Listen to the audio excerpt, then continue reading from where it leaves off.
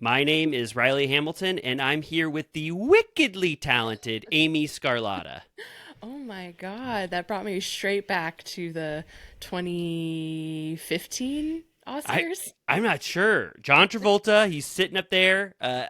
What was he doing? He was announcing Adina Menzel, right? Yeah, Because she had just won a huge Oscar for I believe Wicked. she was performing.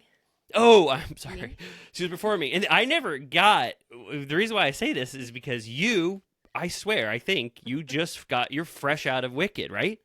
it's true. I was showing off that at AMC when I walked out. If anyone's on YouTube, they gave me a Wicked Lego set. They, oh my It's God. only 66 pieces, ages 7 and up, but I'm excited to play with that later. That is awesome. They're just giving that out for free? Yeah, on all your way in. I mean, this has to be the most heavily merchandised movie I can recall. Yeah, I see a lot of memes now being like, did anything ever happen with this Wicked movie? Like people are pretending like that they haven't heard about it because it's everywhere. And it's So only part one. wow, I didn't know they kind of snuck that in. They did it the Dune where Yeah. you know what I'm talking about, where Dune was like, "Hey, this is part one," but no Yeah. one knew that. And it's still 2 hours, 45 minutes. Wow. Well, I have a couple questions. So, what does that Lego build? The Wicked Witch of the West? Yeah, what is this? It's kind of like, oh, I see. It's kind of specific. It's an Elphaba's bottle and Glinda's flower. It's pretty Oh, oh, specific. okay. I can't even get into what that means. Okay. And how was I think that there will be some little turtle cuties and Villa Rosa VIPs who are scratching their heads going, I wonder what the hell they're probably like, I saw the trailer, it looks horrible. I've never seen anything that looks worse than this. I wonder if it's actually good. Amy, is it good? It's fine. It's good. I mean, it's like for children, Oh, you oh, know? okay. Like Oh, okay. it's um it look the look of it I don't love. Just like the CG of it all and like how the style of it because it's kind of like steampunk, which I guess the wizard himself is, Mm. like the inventor shit of it all is inherently steampunk. So just like that look, I feel like that is what stylized AI art looks like. Oh, yeah. Like when you get like an ad on Facebook for some like game or something, like it always looks kind of like dorky, like gear, Yeah. whatever. So So, it it feels like AI at times, which even if they're using like the best technology in the world, my brain is just like, I rebuke this, you know? okay. Okay. So it looks like that. That's what it looks like. Like it looks Yeah. sort of bad. Um, yeah, and I'm just like, I guess, I don't know. I don't think I can be impressed by graphics any longer. Like, I think Right. I've reached the end of the road. Like, I'm like, all right, like we know how to make stuff look real now, but I actually would prefer being impressed by things made by the human hand to look wild. Oh, right. So what was it supposed to be? Like very beautiful? Like was it reliant on having a beautiful cuz it's Oz? Yeah, I mean, it's very colorful. Oh, okay. Like there's like a shit ton of people all the time, like a lot of dance numbers. Oh. Um, but yeah, it kind of like had like it was kind of like dark, like I don't know. There was just a lot going on, so I was kind of having trouble connecting, but I can't really say that there was anything wrong with it because I think it's successful and I think the actors were good. Honestly, Ariana Grande, I thought she was really good in it. Good. Okay. All right, good. Was Oz in it? Yeah, he's Jeff Goldblum. No way. Yeah. Wow. And is he um is this is before? They reveal the you learn the same thing about him in this that you do in The Wizard of Oz, that he's Which a is huckster. right. Spoiler, but the Wizard of Oz is actually just a man who's making a lot of shit happen in front of him that makes everybody think that he's all powerful. Right. But it's a complete ruse. Is the witch that gets killed in Wizard of Oz the one that Wicked Witch of the West is so pissed off at? Or sorry, she's pissed off at Dorothy. Is that witch in this? No. Well, the witch that this movie also begins with the witch being dead. Oh wow! Same Oh my god! Oh! So this is just after, but before Dorothy comes. Yes. Oh. Well, yeah. So it's like it begins with her dying, and then it is like, let me tell you about how she was before. Like Ariana Grande is the nice witch from Wizard of Oz, and she goes, "I used to know her. Like she used to be cool." Oh wait! Oh wait! Is I'm so sorry. Is this Elphaba is the dead witch? No way! I thought her origin story. Oh, I thought Elphaba was the Wicked Witch of the West. Isn't that who? Oh, is that no? In the Wizard of Oz? Is that her sister? I think so. Remember? Well, I haven't seen Wizard of Oz in a long time, but I thought Dorothy lands with Toto in her house. Mm-hmm. They crash on a witch, and then right when Wicked Witch of the West gets there, she goes, "My sister!" I love that witch. I love that witch so much. I thought that Wicked Witch... In this version, Dorothy throws water on the witch. Okay. Is that how it is in the book? Oh, I don't know about the book. You know what? A lot of these questions are just... A lot of these questions people will probably... just talk out of our ass about like the most widely known information in a lot the of world. Yeah, this will be one of those moments where people are like, shut up, I know the answer. I thought that this Wicked Witch of the West was humanizing the witch that I thought and the world thought was pretty categorically evil. Like, you know what I mean? But it's not that. This is the witch. Oh, but I thought this is the witch sister you said that died. Yeah.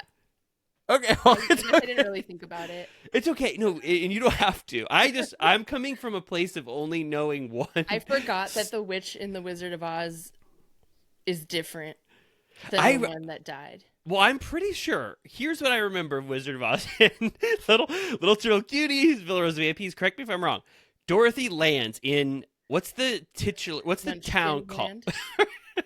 She lands in Munchkin Land, and then if I remember correctly, Dorothy walks out of her door, that beautiful scene. Oh my god, it goes from sepia to color, and then the Wicked Witch's feet curl up because she's dead, because she just landed on her. And then when the Wicked Witch of the West comes over, and then all the Munchkins say, "The Wicked Witch is dead. We're so excited." And then I thought another witch says, "You killed my sister. I'm so pissed at you, Dorothy. I'm going to ruin your life." Yeah, I think that's right. But, yeah, she does have a sister in this, so maybe she has a different journey. All right, well, good.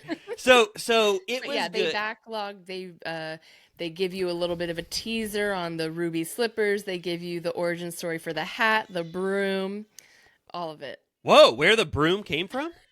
She needs it.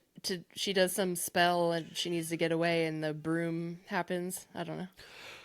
Okay, well, good. And so is the Wicked Witch of the... Well, it's not the Wicked Witch of the West, possibly. Faba, but is she... is she humanized in it? Yes, very much. She is an activist, really. Wow. Okay, good. And had you ever seen the Broadway version of Wicked? I was trying to remember. I think I might have seen it at the Pantages like 20 years ago. And I literally don't remember. So it didn't stick with me. So I literally didn't know what it was about until I saw the trailer, which I think we discussed before. Like, I always thought that the characters were like sisters, that were like opposites. Mm-hmm. But it turns out they're college roommates. Glinda And Elphaba. College roommates. Yeah. In Oz, or they both were transported to Oz? Outside of Oz, and their the school is called what was it called? Shiz U. Why is it called that? Shh. I'm just gonna say this. I haven't seen the James Franco Oz. I haven't seen Return to Oz. I haven't seen Wicked. I think Frank Baum wrote a pretty shitty mythology. Besides the one. Besides Maybe the we should go through one by one and see how it all hangs together. Um, but I mean, this is really, I'll just say, we already talked about this before about how um, I read that book about how the big bad wolf was actually a cool guy. yeah. That's literally the point of this. She knows she's trying to, the plot is, without spoilers, basically the background of Shiz University Mm-hmm. used to is very Harry Potter like. A lot of the teachers and the like strongest minds of this world were animals, and they're being silenced. And Oh. Elphaba, because she's so sensitive and an outsider herself, vibes with that and is trying to defend this world, and she knows that shit's going down. And basically the wizard is like, you're not going to tell anybody shit about that. Because he wants the animals to be continue to be silenced. So the flying monkeys and stuff, it makes more sense, right? Yeah, he wants to use the flying monkeys as surveillance. Wow. So it's What a can we critique say? of the oh my god the kind of contemporary surveillance state that we currently live in. Wow, I didn't know it was They like that. give a savage background to the flying monkeys, by the way. It's like the turning point of the movie. Whoa. Okay. And then the lion, uh, The cowardly lion. the cowardly lion, he I haven't gotten there yet. okay. That'll be in part two. I'm just saying he has his voice, but maybe is he technically he's an animal in that, right? I think so. Wonderful, wonderful. Well, speaking of something crashing into someone, Dorothy's house into possibly the Wicked Witch's sister. I just saw right before we started recording, Jax Taylor had a little bit of a fender bender. He crashed into the back of a car. Oh Um, no. yeah. He was driving down a street. And this car in front of him was stopped at a red light, and Jax just did a full-blown, what's it called when you just run right into the back of someone with all your might and crash into the back of them? Fender bender. Yeah, I'm glad that he wasn't in the freaking golf cart then. Oh, I know. He was in his truck, and I guess he started to drive away, and the guy had to chase him. And then they went into a gas station, and the guy confronted him and said, "Hey, you just smashed the shit out of my car." And it didn't look like it was, I guess, that much damage to Jax. So Jax just drove off in his truck without exchanging his information. He drove off again? Well, I don't know if I think he might have. Here. Sorry, let me not spread fake news. That would be so horrible of Turtle This Time is today. This just happened. I think he must have went into the gas station with someone, but then once he thought that the damage wasn't enough to justify giving his information, he left without giving his information. And then there was somebody that was recording it, and they knew it was Jax Taylor. And then Jax Taylor put out a statement saying, "Sorry, I left the scene. I didn't think it was Oh my that God. bad. But I promise I'm going to, give my information and file a claim." So it was just kind of it was one of those things where it's like you think you can get away with it. Like, I'm sure if you or I had slammed into a car and the owner wasn't near us, we would try to drive away and not give our information. He just tried to have that moment, but he got busted completely. He really always makes the worst choices. I finally listened to both the Britney episode and the Jax episode of the Hot Mic podcast Yes. or whatever. And my favorite detail was that Jax thought that the place that he was going for like mental health help, he said that he thought that everyone there was going to be in straitjackets. Like Yeah. he thought that it was going to be like a true loony bin, like from Yeah. the Joker. Yeah, he thought what he said. He said, "I thought it was going to be One Flew Over the Cuckoo's Nest in there," and Just like a like therapy center. he was like, worried that they were going to like lobotomize him. But I listened to that interview too, and I think Alex Baskins is a great interview. Where Yeah. I was like, damn, I know he knows Jax and he knows all the questions to ask, but still, I was like, damn. So this is how you conduct an interview. I mean, he really went in. Like he got the answers to anything I could ever imagine that I wanted to hear Yeah. from Jax. It was pretty good. Yeah, it was interesting listening to him interview Brittany back to back with Jax because he doesn't really take sides. and at least like verbally, and he lets them do all the talking. Like he doesn't say too much, but he obviously knows every single thing about their lives because he's known them the Yes. entire time. Yeah.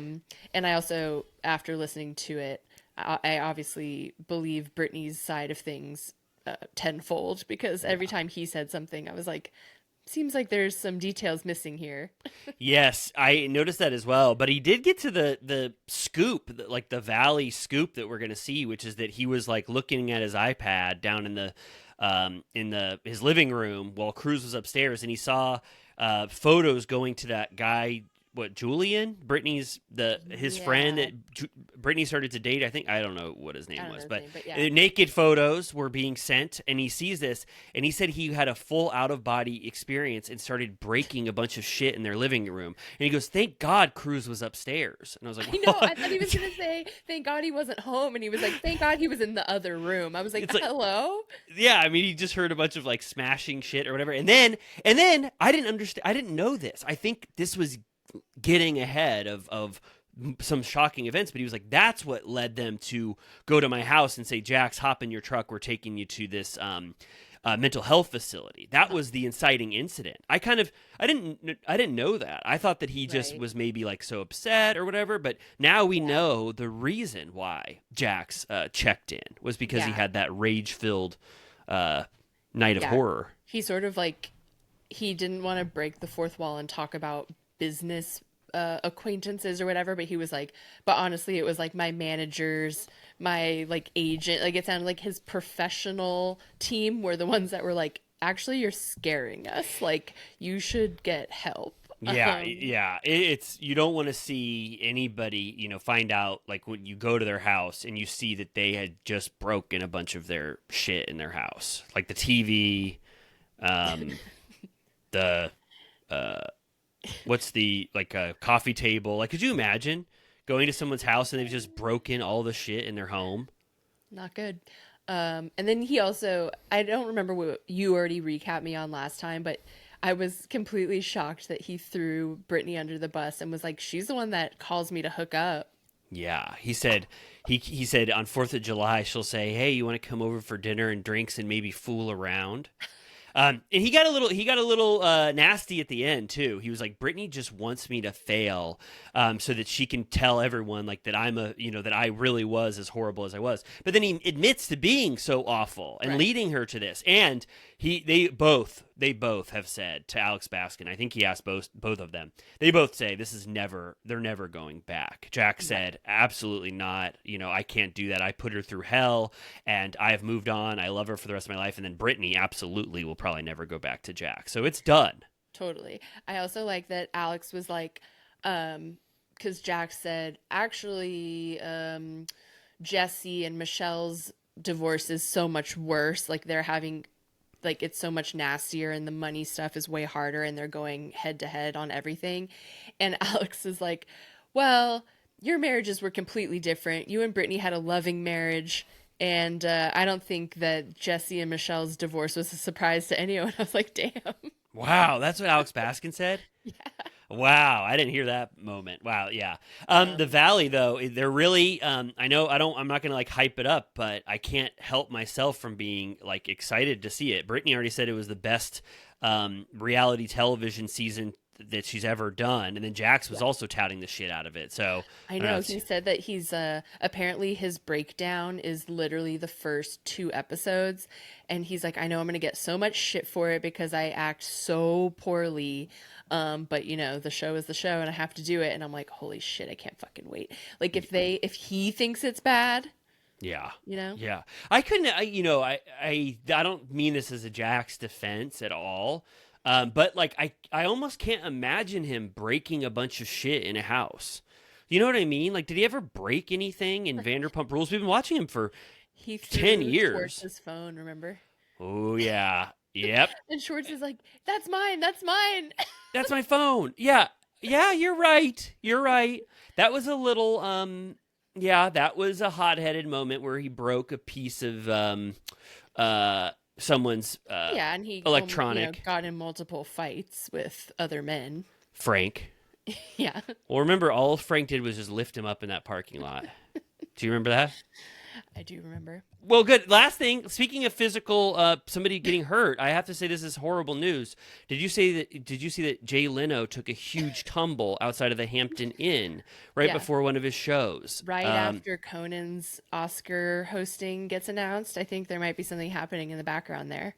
Really? Yeah, it looked so bad. He said he was trying to get a meal or trying to get back to his Hampton Inn, and he decided to take a shortcut, and he fell 60 feet down a hill. What does that even mean? I don't know, but I just wanted to say that Turtle Time officially wishes Jay Leno a speedy recovery. That Team was Coco for life, baby. we love Conan here. Obviously, Turtle Time is more similar. Obviously Conan seems more of a spiritual successor to the Turtle Time, but I just have to say we do not wish any harm on Jay Leno. And that was a bad fall. I mean, he looked he was so hurt. My entire Twitter timeline is like, I know a mob owing the mob money when I see it.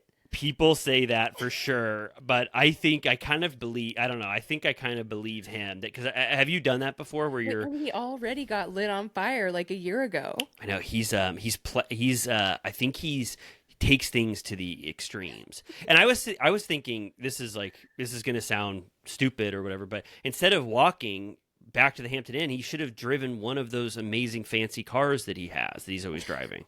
Yeah, like a little Chattanooga choo-choo.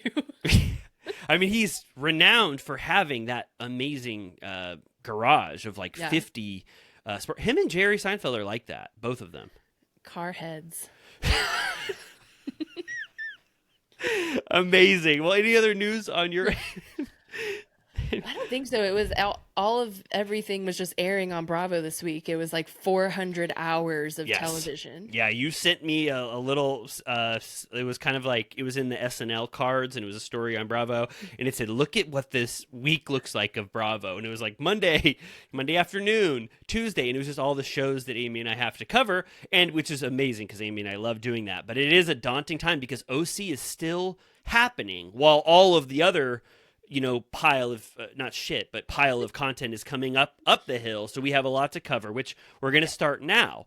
And I wanted to say, speaking of Bravo content, this might segue us in. You told me that the RHONY backlash is still building. It's been bad for 2 weeks. We've been reading those stray tweets from Danny Pellegrino and whoever the hell else. Everybody's let their guard down. The embargo's over. But you said it continued even more with this week's absolutely horrendous, shitty episode of RHONY. Still one of the worst. This has to be the worst 4-episode run in any franchise of all time. Yeah.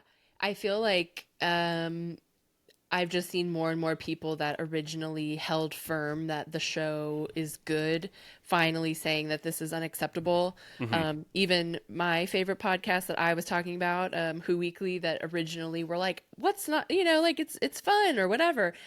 They were saying how bullshit it was and how they said the same thing I said, that why not then let the audience in on it? Yeah. Because if you frame it that way, then at least it's they kind of are trying to do that in this new episode where they're now letting us into apparently they had filmed 1 million scenes where there was insider talk about this rumor and trying to frame people into leaking information. But it was so muddled and confusing that at this point, I literally don't know who knew what. And I also don't even care. Of course.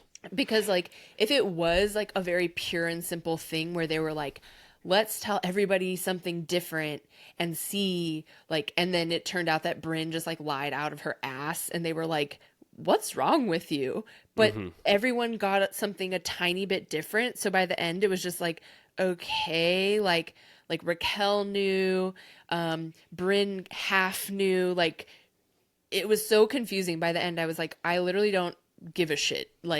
They tried to make it the end of the episode was here comes Erin, everyone's pissed at her now because she was the mastermind of all this, and I'm it was like a victimless crime. Like, I don't give a Yeah. shit about any of this. Yeah, where they got to with this, I was like, by the end of it, I was just like, this makes no fucking sense. And I don't care, like you just said. I do not care. And also, this is horrible to watch.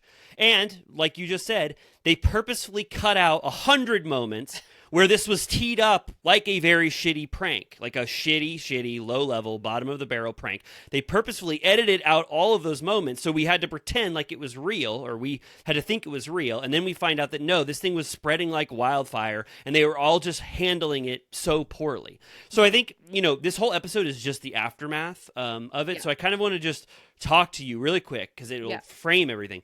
So what happened with this rumor? Aaron and Rebecca, they know that Rebecca is really boring. Yeah. And Aaron also wants to test the leaky pigeon theory. I hate that phrase also. Right. I hated it too. It was like this is not a thing. It doesn't make any sense. A leaky pigeon. So they tested the information. They show that conversation. They send it to they say it to Jessel and Bryn to see which one of them is the leaky pigeon. So it's kind of like that test that you give to someone where you say, like, I'm going to order a sandwich for lunch. I'm going to order pizza for lunch, but don't tell anybody what I ate. And then you find out who said what. Right. But then Aaron told almost everyone around. So it was just a test of Bryn and Jessel. But Raquel knew the full thing was fake, right? Yeah. And then Bryn said, which I don't believe, but off camera she says that Aaron told her the pregnancy is true. She is pregnant, but it is Gavin's baby. Yeah. But then also, right. So that's what happened. And then we see scenes of Bryn actually confirming that was true, that she did think it was just, she thought she was pregnant, but didn't think it was from a cheating scandal, right? And then Uba knew at the time because Bryn told Uba, and then Raquel knew the full thing. So the prank was... It was very... That's the thing. By the end, it just sputtered out. So the thing that's, I guess, will have to get clarified on the next episode, which it's like, really, who gives a shit, is that because Aaron says that she sort of did a little a shrug to Bryn about, like, Bryn was like, this is bullshit, right? Like, that's so ridiculous. Like, she didn't, in her words, play jizz roulette or whatever. Right. And apparently Aaron was kind of like, yeah, like, I don't know. That felt like bullshit that I'm sure Aaron was just like, yeah, that's fake. But why would Aaron have done that? I don't know. But also, why did that happen off camera? Yeah, of course I don't know why she did any of this. But why did she, it's another, like, that catch thing where someone talk shit about Catch, but it was off camera, or the Jenna thing, which was off camera about her not having any money. All this shit is off camera, and I don't believe Aaron or Bryn. So there's no one to believe in this universe anymore about anything they say. Like, I don't believe Bryn. I definitely don't believe Aaron. So we're just left with, like, a big pile of shit. Right. And then now we're dissecting what went into this, and then ultimately they're mad at Aaron, which I guess, you should be mad at Aaron in a way. Right? Because it's like she started all this stuff, but it just, none of it really, I guess, ultimately, like, none of it really matters. And it's not entertaining at all to watch how they got to this point. But now I guess I do sort of, like, I do understand the reason why they included this shitty clickbait prank was because the fallout of the prank is going to affect the next few episodes. And if you excised that, then you would lose 3 episodes worth of content, because now they're fighting about the prank etiquette scenario. Right. You know what I mean? So it's not good though, content wise. No. But they could not have cut it to make this better. This was, like, I guess the only way they could have handled having a prankster on the cast. Right. And, like, by the end of it, like, you can tell now Bryn wants a meal out of it, and is like, when she sees Jenna, she's like, I got set up not on a date, but by Aaron about this leaky pigeon whatever. And I'm like, and then Uba's like, you were framed, and I'm like, what? How? Like, I don't understand what the fuck is going on. But yeah, if they didn't have all this crap, then the rest of the episode would have been them at the Museum of Sex. Um, Yeah, and yeah, yeah. So yeah, I mean, that's it. yeah, so we have the full fallout, which is like this was a really messy prank that we now learn had infiltrated the group in a bunch of different ways. We only find that out now, and then there's just a bunch of filler garbage. This episode, for the most part, until they get to the end where it's like to be continued. Erin is the true villain. She's been playing us all along. What did you think about the Bryn and baby Luca and Gideon scene where she asks Gideon to make embryos with her? I kind of feel bad for that guy. I'm like, she's really jerking him around. Yeah, yeah. I didn't. Yeah, yeah. I thought it was really like that was really bad for the most part as a scene, obviously, but it had the hallmarks of what you think might seem good, like a sitcom premise or something. Like I'm going to leave my kid. Yeah. I'm going to leave a kid here. I'm going to surprise him. I'm going to or whatever. But it was executed very badly. I thought all the elements of it. It was really awkward and uncomfortable. I didn't know what Gideon the hell he was thinking the entire time. I don't really know truly if this is a real relationship, if they actually love each other or if they really dated, because I really don't believe Bryn about anything. I just thought like the whole thing, even though it could have been great, I don't know, it just had so much flop energy the entire time. Right. Yeah, I'm just like, it feels like that storyline and her relationship with him is part of the withholding of what's really going on generally, because it's like, okay, so it's her ex-fiance.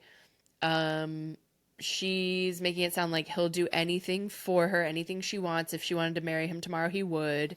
But she doesn't like him that much, but her clock is ticking. So she's like, I'd rather just have a kid with him because he'd probably do it.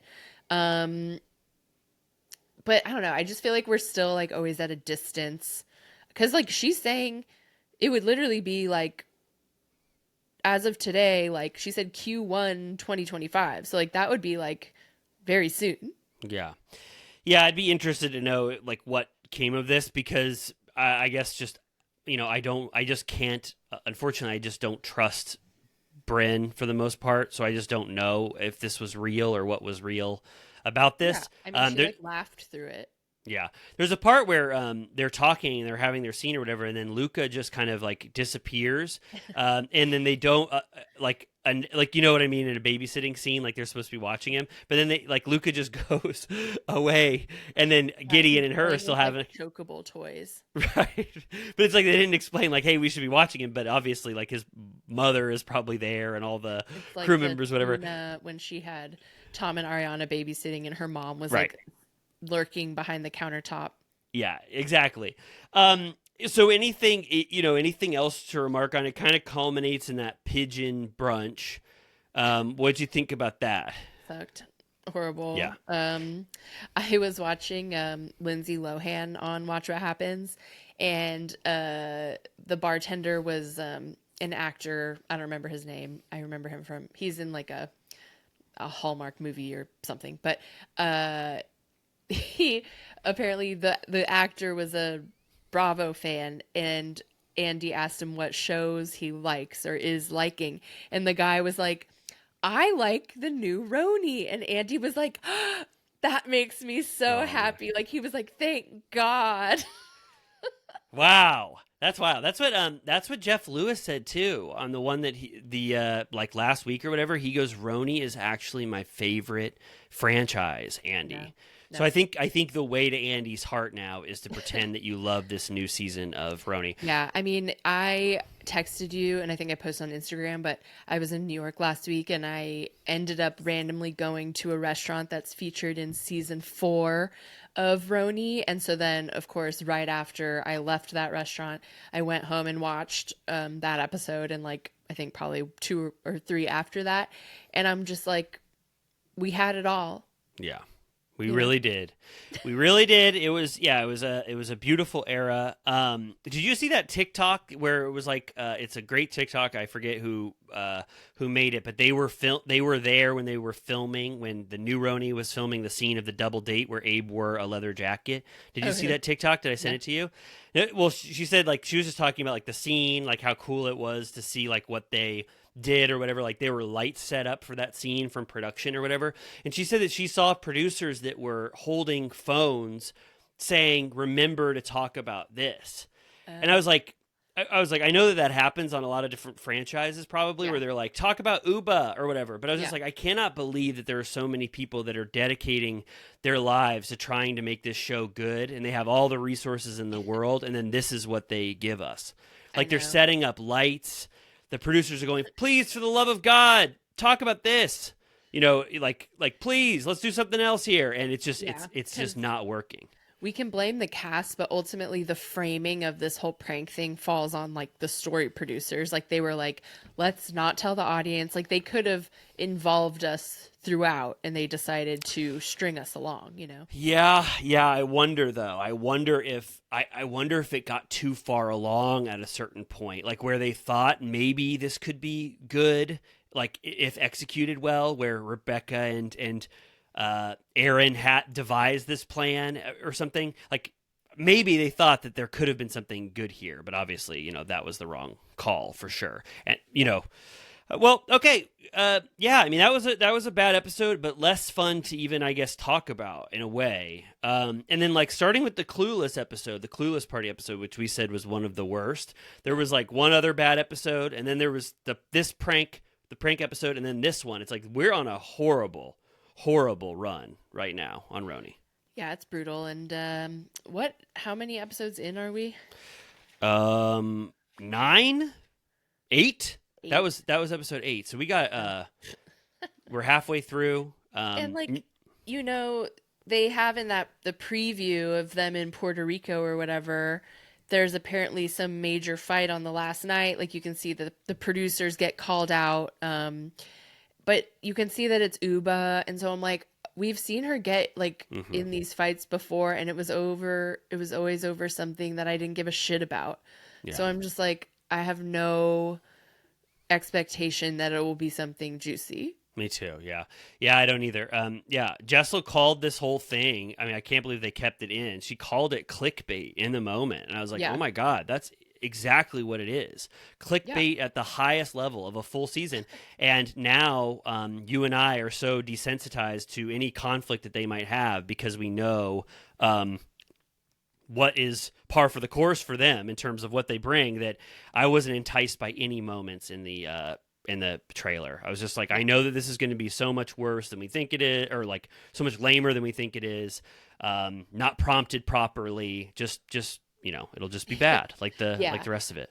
I also liked that Sai did bring up the thing about how it is kind of weird to joke about pregnancy when there are various women in the group that have like precarious relationships with pregnancy. And I think that's why the prank itself fell apart because people kept being like, wait, like, this is really weird. Like, why are we talking about this? Like, Right. Bryn told Uba because she was it's like, it's a prank. Like, don't worry. Like, you know what I mean? Like, Yeah, and Jessica goes, I felt bad for Rebecca Minkoff. I was like, she had yeah. sex with someone in a bathroom somewhere and got pregnant, and now she's gonna have to like tell her husband. And yeah, Well, even like Rebecca, when she came back after pretending to be mad, she was like, it's early, it's 5 weeks. And I'm like, in what world does anyone think you would be talking about this right now? yeah. Yeah, and then Erin keeps having to say that. She goes, just so you know, she says it like 3 times. She's like, just so you know, that's the only reason why I brought up an early pregnancy, because I was trying to prank all of your asses. Uh, Yeah, I'm surprised that no one was like, I feel like if someone told me that, I'd be like, especially on camera, I'd be like, wait, like, why did she already tell you? You know what I mean? Like, I'd yeah, be like, why are we talking about this yeah. right now? Yeah. One final thing, when Uba, she goes, when she was setting up her pigeon party, she goes, the Central Park pigeon lady set this whole thing up. And I was thinking, oh my God, from Home Alone 2. Feed the birds Yeah. stuff in the bag. Yeah. Do you know what I'm talking about? Home Alone 2, Lost in New York. Yeah. Do you remember that the pigeon lady that he gets really scared by? Totally. So I was like, Isn't there also a pigeon lady in, am I quoting, Mary Poppins? Feed the birds, okay, tuppence a bag? um, That's different, right? feed the birds, tuppence the bag, you said? A bag. Tuppence a bag? What does tuppence a bag mean? Like a tuppence, like 10 pence.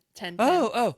Yeah, I think that's from, because I think that's from Mary Poppins, because in Home Alone, I it's a kind of a retread. Home Alone 1, remember there's the scary neighbor who's shoveling the... That did something fucked up to his daughter who doesn't talk to him anymore. Yeah, but it wasn't bad, remember? They just got in one fight. It was his son, I think. I don't think it was his daughter. Oh.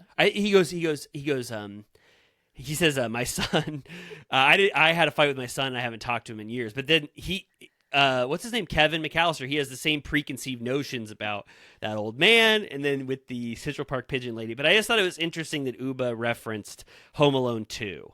Donald Trump is in that. Right? Of course. Yeah. You know who's Right? also in it, I think? I saw today. If you want me to bring up Cinematrix, as I Sure. always do, I think it came up as a rare answer that Kate Hudson is in Home Alone 2. In what capacity? I don't know. Oh, wow. But it You know came who up. else is in it? It's on there. You know who else is in it? John Hurd. He plays his dad. Oh yeah. Catherine. What's her name? Yeah.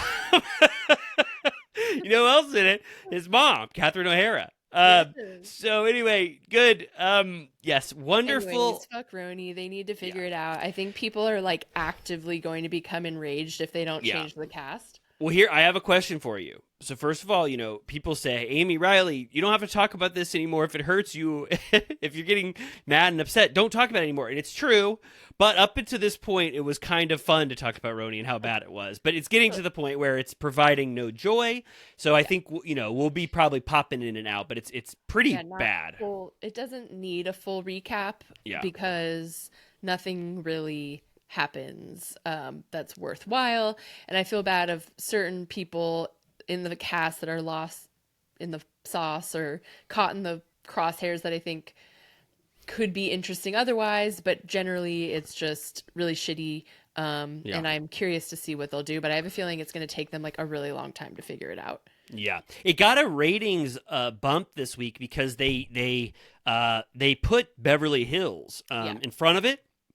So I was wondering, like, for people who tuned into Beverly Hills, one of the best franchises, one of the most anticipated franchises, and then people who just kept their televisions on, do you think when they saw, hey, what's this? A fallout from it sounds like a horrible prank, and they're talking about it nonstop at the Museum of Sex, and then they have a pigeon brunch at the end of it. Do you think people were like, oh, I'll keep watching this because I was led into it? Or do you think they will be like, oh, I saw the new RHONY. It's absolutely horrendous. I'll never watch it again. Yeah, I mean, if they were hoping to hook people through the holdovers from Beverly Hills, I don't think that's a great strategy. It's more like, it also just shows that I'm like, when's the last time that they were on at 2 in one night? I'm not sure. I don't even remember. And just like watching the Beverly Hills intro, like talk about something that you'd be like, if you flipped it on, you'd be like, what is this? Like the opening is like lifestyles of the rich and the famous. It's like Rodeo Drive, like Dorit reading Vogue poolside, Erica doing a photo shoot, Kyle looking hot, working out, like Sutton like driving around in her car. Like it's so like enticing. Yeah, the song was going, I love my life. I was like, God, hell yeah, I love my life. Suitcase. Oh my God. Speaking of who's in Home Alone 2, I've seen that TikTok going rampant. I love my suitcase. Well, yeah, but you know what, though? You know what? I totally agree with you. When I saw that montage on Beverly Hills, I go, oh my God, yes, this is fun. The song is cool. But they try that shit on RHONY. They try to do montages where Jenna Lyons is walking her dog and going in her closet looking at stuff. Like they try to do that. It's just that it's baked in that we love this version and we're repulsed by the other version. They try these things. You know what I mean? It is a mixture of the fact that Beverly Hills feels particularly rich and glamorous right now, and like it opened with real drama, like ongoing drama, a gala, it was so like rich, as in, I mean, both money wise, but like lore wise and like relationship wise, like you're not even really sure. Like if you watched it with someone that doesn't normally watch, you'd be like, okay, so like Dorit and Kyle used to be really close for many years. Now she's closer with Kathy. It's a little weird. Like Erica and Sutton used to be like absolutely horrendous, did not get along, but now they're doing okay. Like you're like PK and Mauricio are friends. Like there's just like so much shit going on that's like gives you something to chew on, you know? Yes, totally. I was going nuts chewing on all this stuff that I love. So tell me, I think, overall thoughts. We're back in the Beverly Hills universe. We haven't talked about it in forever. Tell me I know I can sense that you enjoyed it, but how did you feel being back in the Beverly Hills universe, so close to where you and I live? This is like a stone's throw from us. How did you feel getting back in the Beverly Hills world in this premiere overall? How'd you feel? It felt good. I feel like it's almost like there's no black or white opinion to have. Like I don't even know totally how I feel in general. I feel like a lot of times, say on Vanderpump or certain things, I feel very clear on how I feel about certain people and I like trust one over the other or something like that. But here I'm kind of like, it feels nuanced. Like, I feel like people have evolved over time. And I'm like, I kind of think you guys just like don't fuck with each other anymore. And I can't really take a side. So it's kind of fun. Yes, totally. Yeah, I think it's so fun. I think that the Kyle Dorit fallout is a huge deal. They have been friends the entire time, the entire run, I think, for the most part, if I'm remembering correctly. So having this fallout, it seems real. Yeah. You look at their evidence. This is why, not to talk about RHONY anymore, but when Aaron cuts off Jenna because she said you didn't text me once, you're like, I don't give a shit because you don't like each other at all and I don't know or whatever. They have 5 different pieces of evidence that they're pointing to. Yeah. It was Kyle this is getting us into it, but Kyle goes, BravoCon, I fucking hated when Dorit took a shot instead of naming which Richard sister she loved the most. And then Dorit goes, well, I fucking hated when she went on Amazon Live and said that we are not friends. And we only took one trip, an international trip or a trip out of town trip together as a couple. And I was like, well, damn. I mean, there's a rich. When Erica, the way she said it, she was like,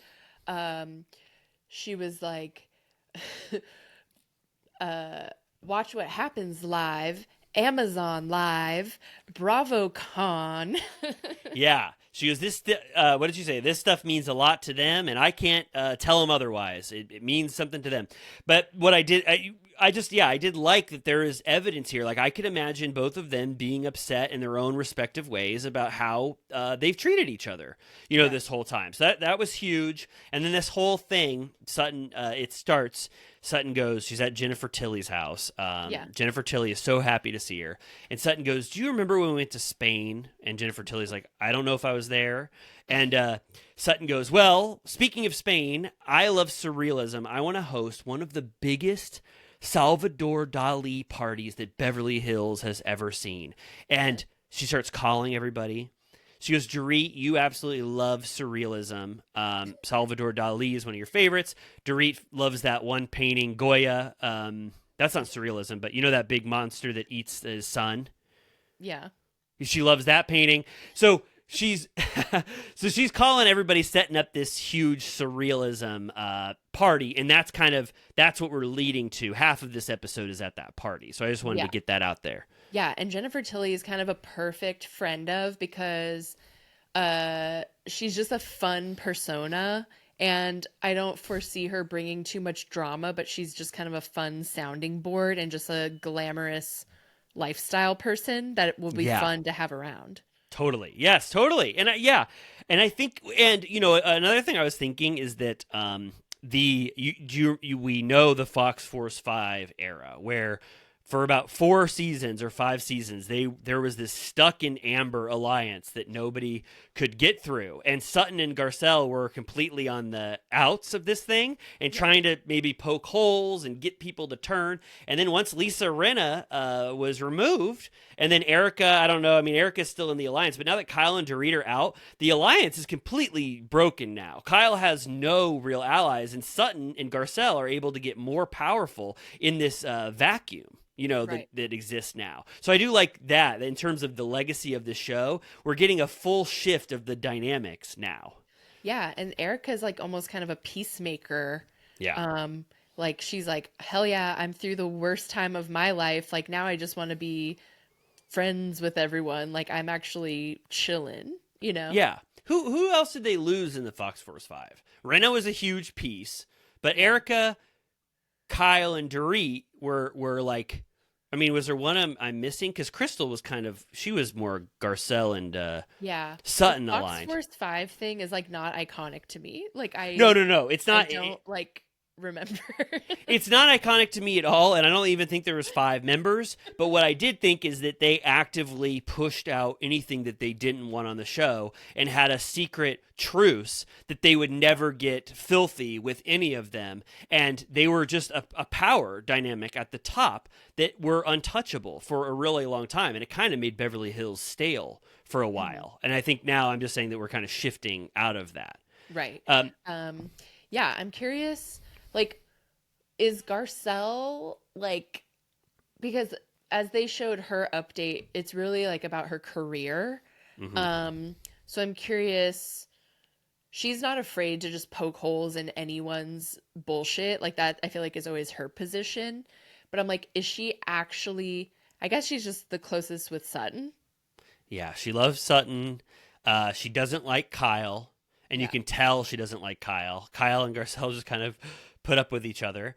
I assume she hates Dorit. Oh, and Dorit absolutely hates Garcelle. I like that too, because I was like, Dorit goes, of course I fucking hate Garcelle. She said we might have faked that robbery, that home invasion at my house, one of the most traumatic things that's ever happened to me. So I am not fucking with Garcelle at all. And I'm like, damn, yeah, of course, that makes sense.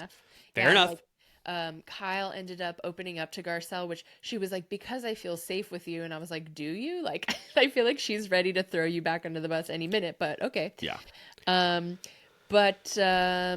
Yeah, so I guess if we're just gonna start to go through, it's basically like, yeah, we get the Sutton at Jennifer Tilly's. Sutton does set up that her and Kyle had a nice tearful dinner where they came back together and decided that they care about each other. Sutton's like, I miss sending her shopping links. Yeah. Which I'm like, yeah, Kyle's probably one of the few people that can shop on your level. So I get that. Totally. Yeah. And I think Sutton wanted to pick apart Kyle's marriage because Sutton was coming for Kyle in a way last season.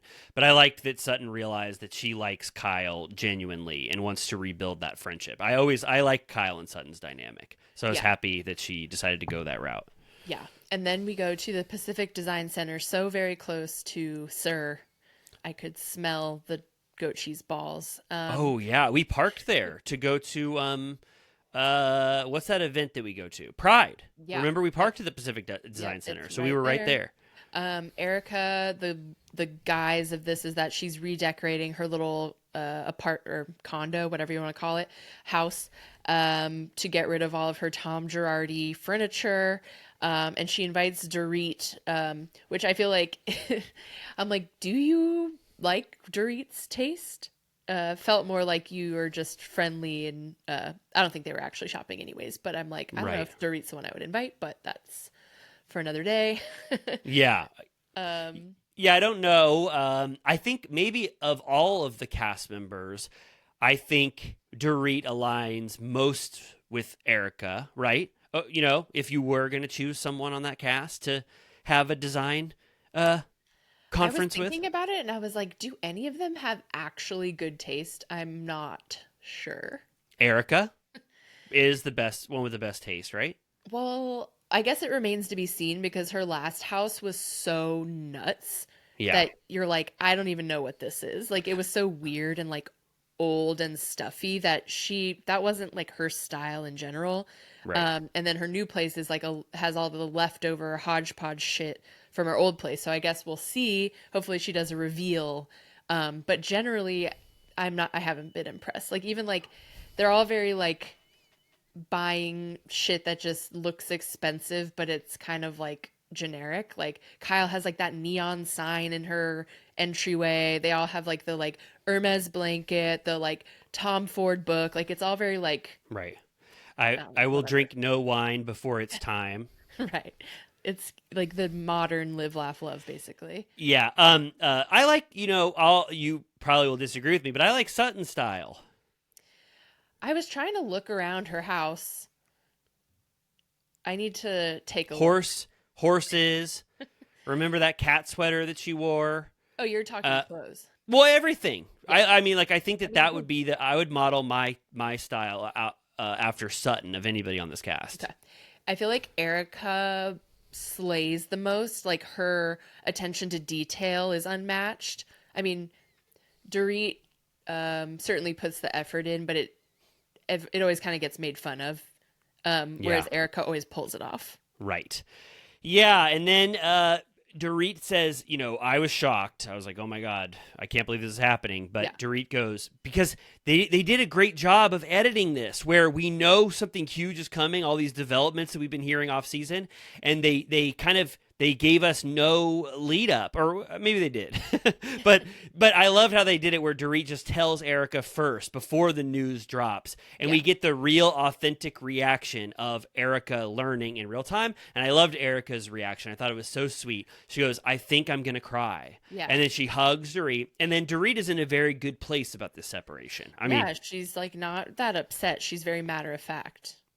yeah, yes. And she says, what happened is that even though she said that at last year's reunion, me and PK are better than ever, they've had a rough couple of years, which we saw. We saw it didn't seem great between them. And then she said that they both mutually decided that, hey, things are not working out. They came to a decision, that they should separate to see what that's like, but they're nowhere near divorcing yet, she Right. said.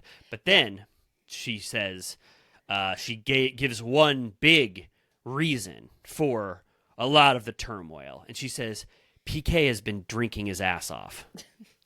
She basically uses every opportunity possible in this episode to reveal that he's an alcoholic. Yeah, she points to like random like beers and stuff, and she says like, that's what PK would drink if he was here. She calls him a drunkard. She calls him an alcoholic, right? Yeah, she brings up his sober coach. She tells someone that she met for 5 seconds that her husband is a newly discovered alcoholic on a journey around alcohol. She said that he was pouring alcohol on his problems. She brings up his alleged DUI, which I'm not sure if that's just like her trying to get ahead of like what is going on and to make herself look better, to be like, this is what I've been putting up with, I think it's so true, and she thinks that even PK would acknowledge it, that she's fine telling that facet of this to everyone. I don't know if she should have told Bose immediately within 5 minutes, but I just think that she's not shamed by this. She thinks that PK is even talking about this. So labeling him an alcoholic is not a big deal to her. I didn't get a sense that it was like, I'm trying to get the story out before he tries to slander me, Right. Yeah, I guess it's like the language, like, because when PK talks about it in his segment, he says that he's sober, that he got clear. Like he uses like different, more like positive language. And when she talks about it, she's like, he's a card carrying Yeah. alcoholic. Yeah. He's a Like it drunk. sounds like horrible. I also like that, of course, as they should have, they showed the BravoCon clip of Erica saying that Dorit and PK were next to bite the dust. And Dorit said, I don't think that she foresaw something that we hadn't revealed. I think that she was just being shady, and I don't fault her for that, which I was like, Yeah. I agree. I mean, I don't, I always felt like Erica kind of felt bad about that. Yeah, I know, me too. I believed Erica last season when she said, I just thought of two names and I was giving a shady answer. I believed Erica that she didn't actually mean that. I mean, didn't we always, no offense to PK and Dorit, and I will hate myself if I say this and that it's not true, but didn't we always think that the relationship didn't seem the best? I mean, there was always more to that story, I'll say that, like, which again, she brings up. She says, there was like the foreclosure, or what was it? It was like there was like tax problems, there was gambling debts, there is his DUI, like it just happened this week, I think, that their Encino house right now is like being foreclosed upon. Yeah, Boy George was smoking pot in their basement, Hiding behind that curtain, coming up to eat their food in the middle of the night. Yeah. So yeah, they always seem to be a little bit keeping up with the Joneses in a fun way that was sure to crash and burn. And I think it went, did you already say, I think it's in foreclosure now again, their home. Did you already say that? It's like happening like this week. Oh my God. Which I think it's like a $7 million house or something like that. So the payments, I'm sure, are massive. Yeah. One thing I wanted to say, just one factoid that I didn't know, was that Dorit tells Bose, she goes, we were married for 9 years. And I had to check the math. I was like, she started on the show 8 years ago. I would love to go back and see the early days, because she had only been married to PK for 1 year when she started on Beverly Hills. For some reason, I thought I had just assumed that this was like a 10-year relationship prior to her being on this show. So their kids were just like, were their kids alive? They already had kids when they started, right? Little Jagger running around. I'm pretty sure. I guess it's just more my memory. I would need to watch it again or whatever. But I just didn't know it was a new relationship, and we've basically seen the entire PK and Dorit marriage on camera. True. But I do believe that they were thick as thieves. Like, I think their lifestyle is what's more like a question mark, but I think that they loved each other, but I think that they got out of sorts. PK said they were Bonnie and Clyde. Yeah, which like makes sense to me. Like when they first started, they were like out on the town, sort of like trying to like hobnob and be glamorous. And now she's like, I have kids, I'm traumatized. I low-key hate my alcoholic husband, and I'm just going to stay home. Yeah. I guess maybe it's just me. I just personally always thought that it was sort of an odd match. No offense to them. Visually speaking? No. Not at all. Not at all. Just I wasn't 100% privy to the beautiful relationship that I was missing out on, I guess. I think Kyle's example was everything he said she thought was so funny. Yeah, well, that's true. I mean, I was taken with PK's humor many times. So we get that, and then I loved this moment. I'll just say it. Erica, I love this because it felt real and fresh, and after watching Complete Garbage, I was like, I love how Erica handled this. She goes, I'm about to see Kyle. We're filming a scene. Yeah. Do you want me to tell Kyle, as is the entire philosophy of this show, should I adhere to the rules and tell Kyle, or do you want me to not tell her? And Dorit thinks about it, and she goes, I would prefer if you didn't tell Kyle. And I was like, I love that she asked permission, and I love that she honored it in the next scene. And then we see the reaction when the news comes out, and Erica goes, Kyle, I know you're saying this to me, but I already knew. I had just been told that before. And I love how Erica handled that. Yeah. I felt like that, that was just real, how two friends would actually interact with like such a huge scoop. Yeah, she's respectable. And then we go to Kyle's. She's trying to move a chair with Portia. Mauricio has just moved out. Alexia has moved out. So it's like Kyle starting to, she only has like one kid left. And they get the montage of her trying to use the remote, her being like, I don't know what rain gutters are. Like, she's like, the man of the house is gone. Did you see when they showed it for a second, and like, did you see like all of the blinds were like going up and down, and the TV Haywire. was like, yeah, it was so crazy. It looked like the house was just completely awry with all the electronics. The house is too smart.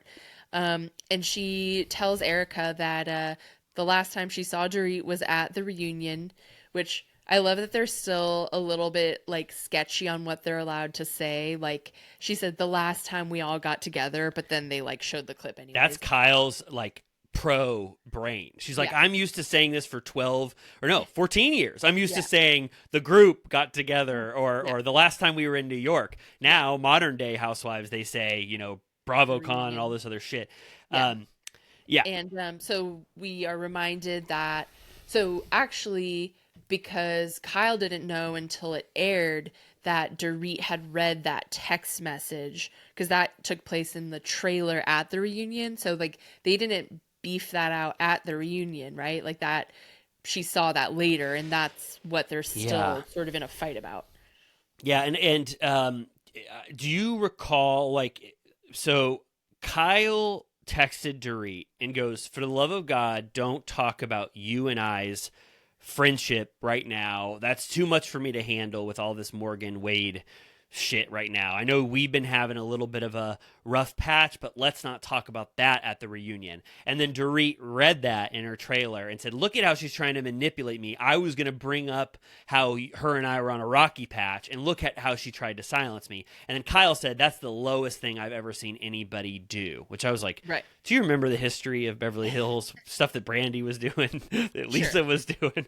But yeah, I think she was saying, like, I've never in my life had someone sort of like break my trust that way. Like, to her, texts are sacred, which, I feel like. But it was bad. I do think it's bad. I do think Kyle, for sure, like you just said, the nuance or whatever, the gray zone of these friendships, I totally agree with Kyle. I think that is too much. She could totally use that against Dorit as well. Sure. I would feel like my trust was betrayed if somebody read my private text message out loud. And likewise, what Kyle said on Amazon Live was shitty. She tried to pull the Carol and Tinsley thing where she's like, we're not really that close. Like, I don't know why you keep pretending that we're close friends. We're really not. Like, and Tinsley was which like, is so rude. And Tinsley was like, I thought we were. Which I'm like, bitch, regarding Kyle, we have footage of like years and years of you guys like double dating. Like, it's weird. Yeah, I mean, and then don't pretend on the show then that you are best friends. We even had like footage of Dorit saying that the whole reason she wanted to stay in Encino was because Kyle lived down the street. I'm like, you're literally basing your real estate journey around your close friend that lives nearby. Like, that's got to mean something. Kyle said, remember, she said at the reunion, she goes, count on one hand how many times you and I have gotten dinner alone. Remember? Yeah. And Dorit couldn't name any. Yeah. And then I also thought that the Kyle didn't have too much of a leg to stand on regarding that BravoCon sort of joke where it was like, rank the Richards sisters, and Dorit sort of like is like, oh, I don't know, and then Kyle jokingly like hits her and then spills her shot. So then Dorit is like, well, now Kyle's off the list, and I'm like, you're pissed at her about that? Yeah, so I watched that and I go, that was obviously a joke. Dorit was being funny and you just spilled a shot all over her. So she's pissed at you. But I think the fact that I really had to think about it and give Kyle the benefit of the doubt is that the fact that Dorit even was going to drink and couldn't say that Kyle was her favorite over Kathy led to that insecurity she has when Dorit was getting in the middle of the Kyle and Kathy drama at that reunion, 3 years ago or whatever. It was a trigger for her, the Kathy dynamic, because she's always sensitive about her relationship with her sister, and the fact that Dorit has this private relationship, I think, feeds into that a little bit. For sure. And then we get, now Dorit is introducing again the idea that Kyle is a master manipulator, which I'm sure Lisa Vanderpump loves to see. Um, but I am a little bit like when Dorit ends up going to Kathy's, and we'll talk about that because it's like one of the most stunning visuals I've ever seen, what Yeah. she walks into. Hmm. But I'm like, who thinks, I mean, I guess it's good to have Kathy Hilton on your side because she's so scary. But I'm like, I think it's weird to take Kathy's side I ever. think it. I think it is too. I think you and I can never know the true pull of Kathy and what those Christmas parties are like when you're getting like Wow, Johnny can't wait to Walker go this Blue year. Label. Yeah. Oh my God. Please, Kathy, I'm not going to say anything bad about you for the rest of the season. Invite Amy and I to your wonderful Christmas party. No, like when you get Paris Hilton is singing Santa what baby. Santa Baby. You see Ben Affleck come down the stairs dressed as Santa Claus. You get like what's an expensive tequila? Like you get like a beautiful Casamigos. an amazing bottle of that. And you know what I mean? And you're like or Kyle has said that Sutton and Dorit just their brains explode when they see what Kathy Hilton's life is like. And for you and I as viewers, we can't touch that thing. We just see that Kathy is sort of mean. I can't really read her at all. And she did horrible things, obviously in her relationship with her daughter. And so we don't have the mystique that she must have for them on the actual cast, I guess. Yeah, she definitely holds like a scary, almost like witch like power or like a mafia style power where she's just like she knows something about everyone or something. Do you think the like absent-minded professor persona is a complete ruse? um I think that she is like that and just being like a boomer mom, but I also think that she can like pull it together and like really snap. Oh yeah. Oh my God, yeah. I'm like, we're forgetting all of the like worst Kathy moments. Like, apparently, when she screamed her ass off at that DJ Yeah. in where was that in Colorado? Yeah. Who knows? Awful or And then whatever. also Kyle said on camera, which Kyle is the scared to ever talk shit about anyone in her family because of Kathy's wrath. She says that Kathy will call her and just be screaming nonstop for 30 minutes, yelling about everybody in her life. And I haven't seen one fraction of that Kathy on camera. So she's Yeah, definitely good at compartmentalizing the full spectrum of her behavior. for sure. Um, so, well, I guess we'll go through a couple other things before we get to Dorit going to Kathy's, but Yeah. we get like a full revisit of Garcelle, who her career is thriving. She is making a movie called Abducted at an HBCU, which I love the idea of just slapping at an HBCU on anything. Like it could be like winter romance at an HBCU. Like, I love that too. like why not? I love that too. I really like I like love Garcelle. She's so happy. She's like I'm working my ass off. I'm on 2 movies. I've got a production company. Like the bounty of Beverly Hills like has fallen down on her, and like she's Yeah. reaping all of the benefits, and I love it. I mean, she's in Atlanta shooting for like the first half of this episode. Yeah, Uh, it's giving like Kyle a few years ago when she was doing like Halloween yes. American Dynasty or whatever the hell it was called. Yes. When she was in her producer hat era. Yep. So but it's funny, like I'm not taking anything away from Garcelle. I think it's fantastic, but I love that they give it the full like power bitch like mover and shaker thing, and then they like show the set of this like Lifetime movie, and Yeah. you're like, okay. Yeah, right. Yeah, you see like the crafty setup, and it's like jelly beans and uh, But I mean, that's like a brilliant market because they churn that shit out. Like she can make 100 movies oh, in 10 absolutely, years, you know? absolutely. I mean, yeah, I like that sneak peek of just her, working her ass off. Then she comes back, and then I think before the surrealism party, you kind of alluded to it, but Dorit does a little pop in. Unless I'm missing anything, she does a little pop in to see Kathy Hilton herself, and I want you Yeah. to paint the picture.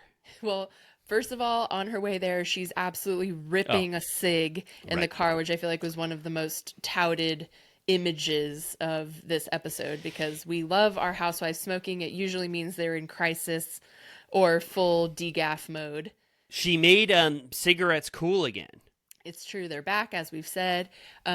She said on Watch What Happens Live that she was getting chased by paparazzi and that she was like so stressed. Oh, that makes sense because the news had just come out because they do halfway through the episode, they let the truth or the news all come out. You know, they have all the people talking about it or whatever. So that kind of makes sense.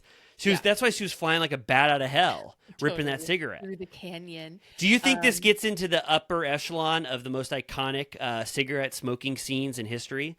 There's famously Sandy in Greece, Joe the Camel. Mm-hmm. What's is it Rear Window where you just see a cigarette lighting up the room? Yep. Rear Window, you got to put that in there. Hitchcock, of course. The master. The master. Oh my God! When Hitchcock film. Oh, and then I already talked about this, but Jack on the Titanic, he rips a cig right when they hit the iceberg. One of the most iconic cigarette smoking scenes, and that was all I could think of. But I was saying, cigarettes weren't cool for a while after like The Insider came out and all those studies came out, and then this is kind of bringing them back a little bit. Luann is also doing her part all the time. Yes. I also wanted to say, so Garcelle's son visited her on set, and they show that he has a new girlfriend. And I think, not to spoil real life spoiler, but I think that I saw on Instagram that Garcelle borrowed Sutton's yard to have a baby shower. Whoa. For her son. So I think that new girlfriend, unless I'm mistaken, I think might be having his next child. What happened to him and Raquel? I know, man. So then she rips that beautiful, iconic cigarette that made me want one. I went to the grocery store after and I said, Megan, should we start smoking cigarettes? It's worth a thought. And she gets in there, and then you describe what Kathy, what was Kathy doing in that room? Oh my God. It was literally like giving Brazil or like, it was like almost like a horror movie. It was amazing. Or like when Darth Vader comes out of that, I don't know if you remember when he comes out of that chamber that keeps him alive, and all that steam comes out. Yeah. Yeah. So Kathy has like a lip mask, an eye mask, a neck mask. She's getting an IV drip. She's drinking from a straw. Her hair is getting done. Her makeup's getting done. So she's just like surrounded at every angle, wearing so much accoutrement. There's, like a needle in her arm and a straw in her mouth. A needle in her ass, too. Doing that. No, doing those what are those called? Those vitamin B shots? Oh. You know what I'm talking about? They give you... Well, the drip goes in your arm. Oh, right. So no, but what's those? Also gotten a B12. What's those? Yeah, sorry. What's the shot that you get in your ass that gives you the energy for 24 hours that they take in Mad Men? Do you know what I'm talking about? Yeah, I didn't see if a practitioner came up to the side and put that in her butt, but probably. Which also, I'm like, should I get that? What, the whole treatment? Or I don't want the drip. I don't like it. I live near a place that offers like the hangover drip or whatever. And I think we've talked about this. If I'm hungover, I don't want a fucking needle near me, but I could do the little one in the ass real quick. Me too. So I would do this whole treatment. I loved every minute of it. It was like the fountain of youth that was happening there. It was like, I loved it. And it was like meeting with, not like, I don't want to say like meeting with the mafia or whatever, but it was kind of like checking in with Corleone. Yeah, it was kind of like checking in to make sure that Kathy got the firsthand news straight from her. Wait, how long has Kathy been off? Is she now friend of again? Seems like it. But like, was she off for 2 seasons? After DJ Gate, like she didn't want to be on this show. Still around, no? I don't know, but this seems like I don't know. I thought we had a Kathy break. Maybe last season was just the Kathy break, but now it seems like she's going to be back in the mix. Right. She's on a lot of this episode. And then side by side, they're meeting up, and then Mauricio and PK also meet up, which I was kind of shocked to see. I didn't expect them to have an independent meetup. I was shocked to see, but I thought it was pretty boring. Yeah. I was just like, you guys, well, like I had the exact same reaction. I was like, oh my God, these two divorced / separated men are going to go, like, they weren't at a bar because PK's not drinking, but a restaurant, and really dive into like the problems of the marriage. But they're just so like low energy on their own, and they don't know how to produce scenes, which is fine for them. But it was just like, it didn't have any energy, and they didn't really get to the root of anything. Like, I didn't learn anything from either of them about the status of their relationship.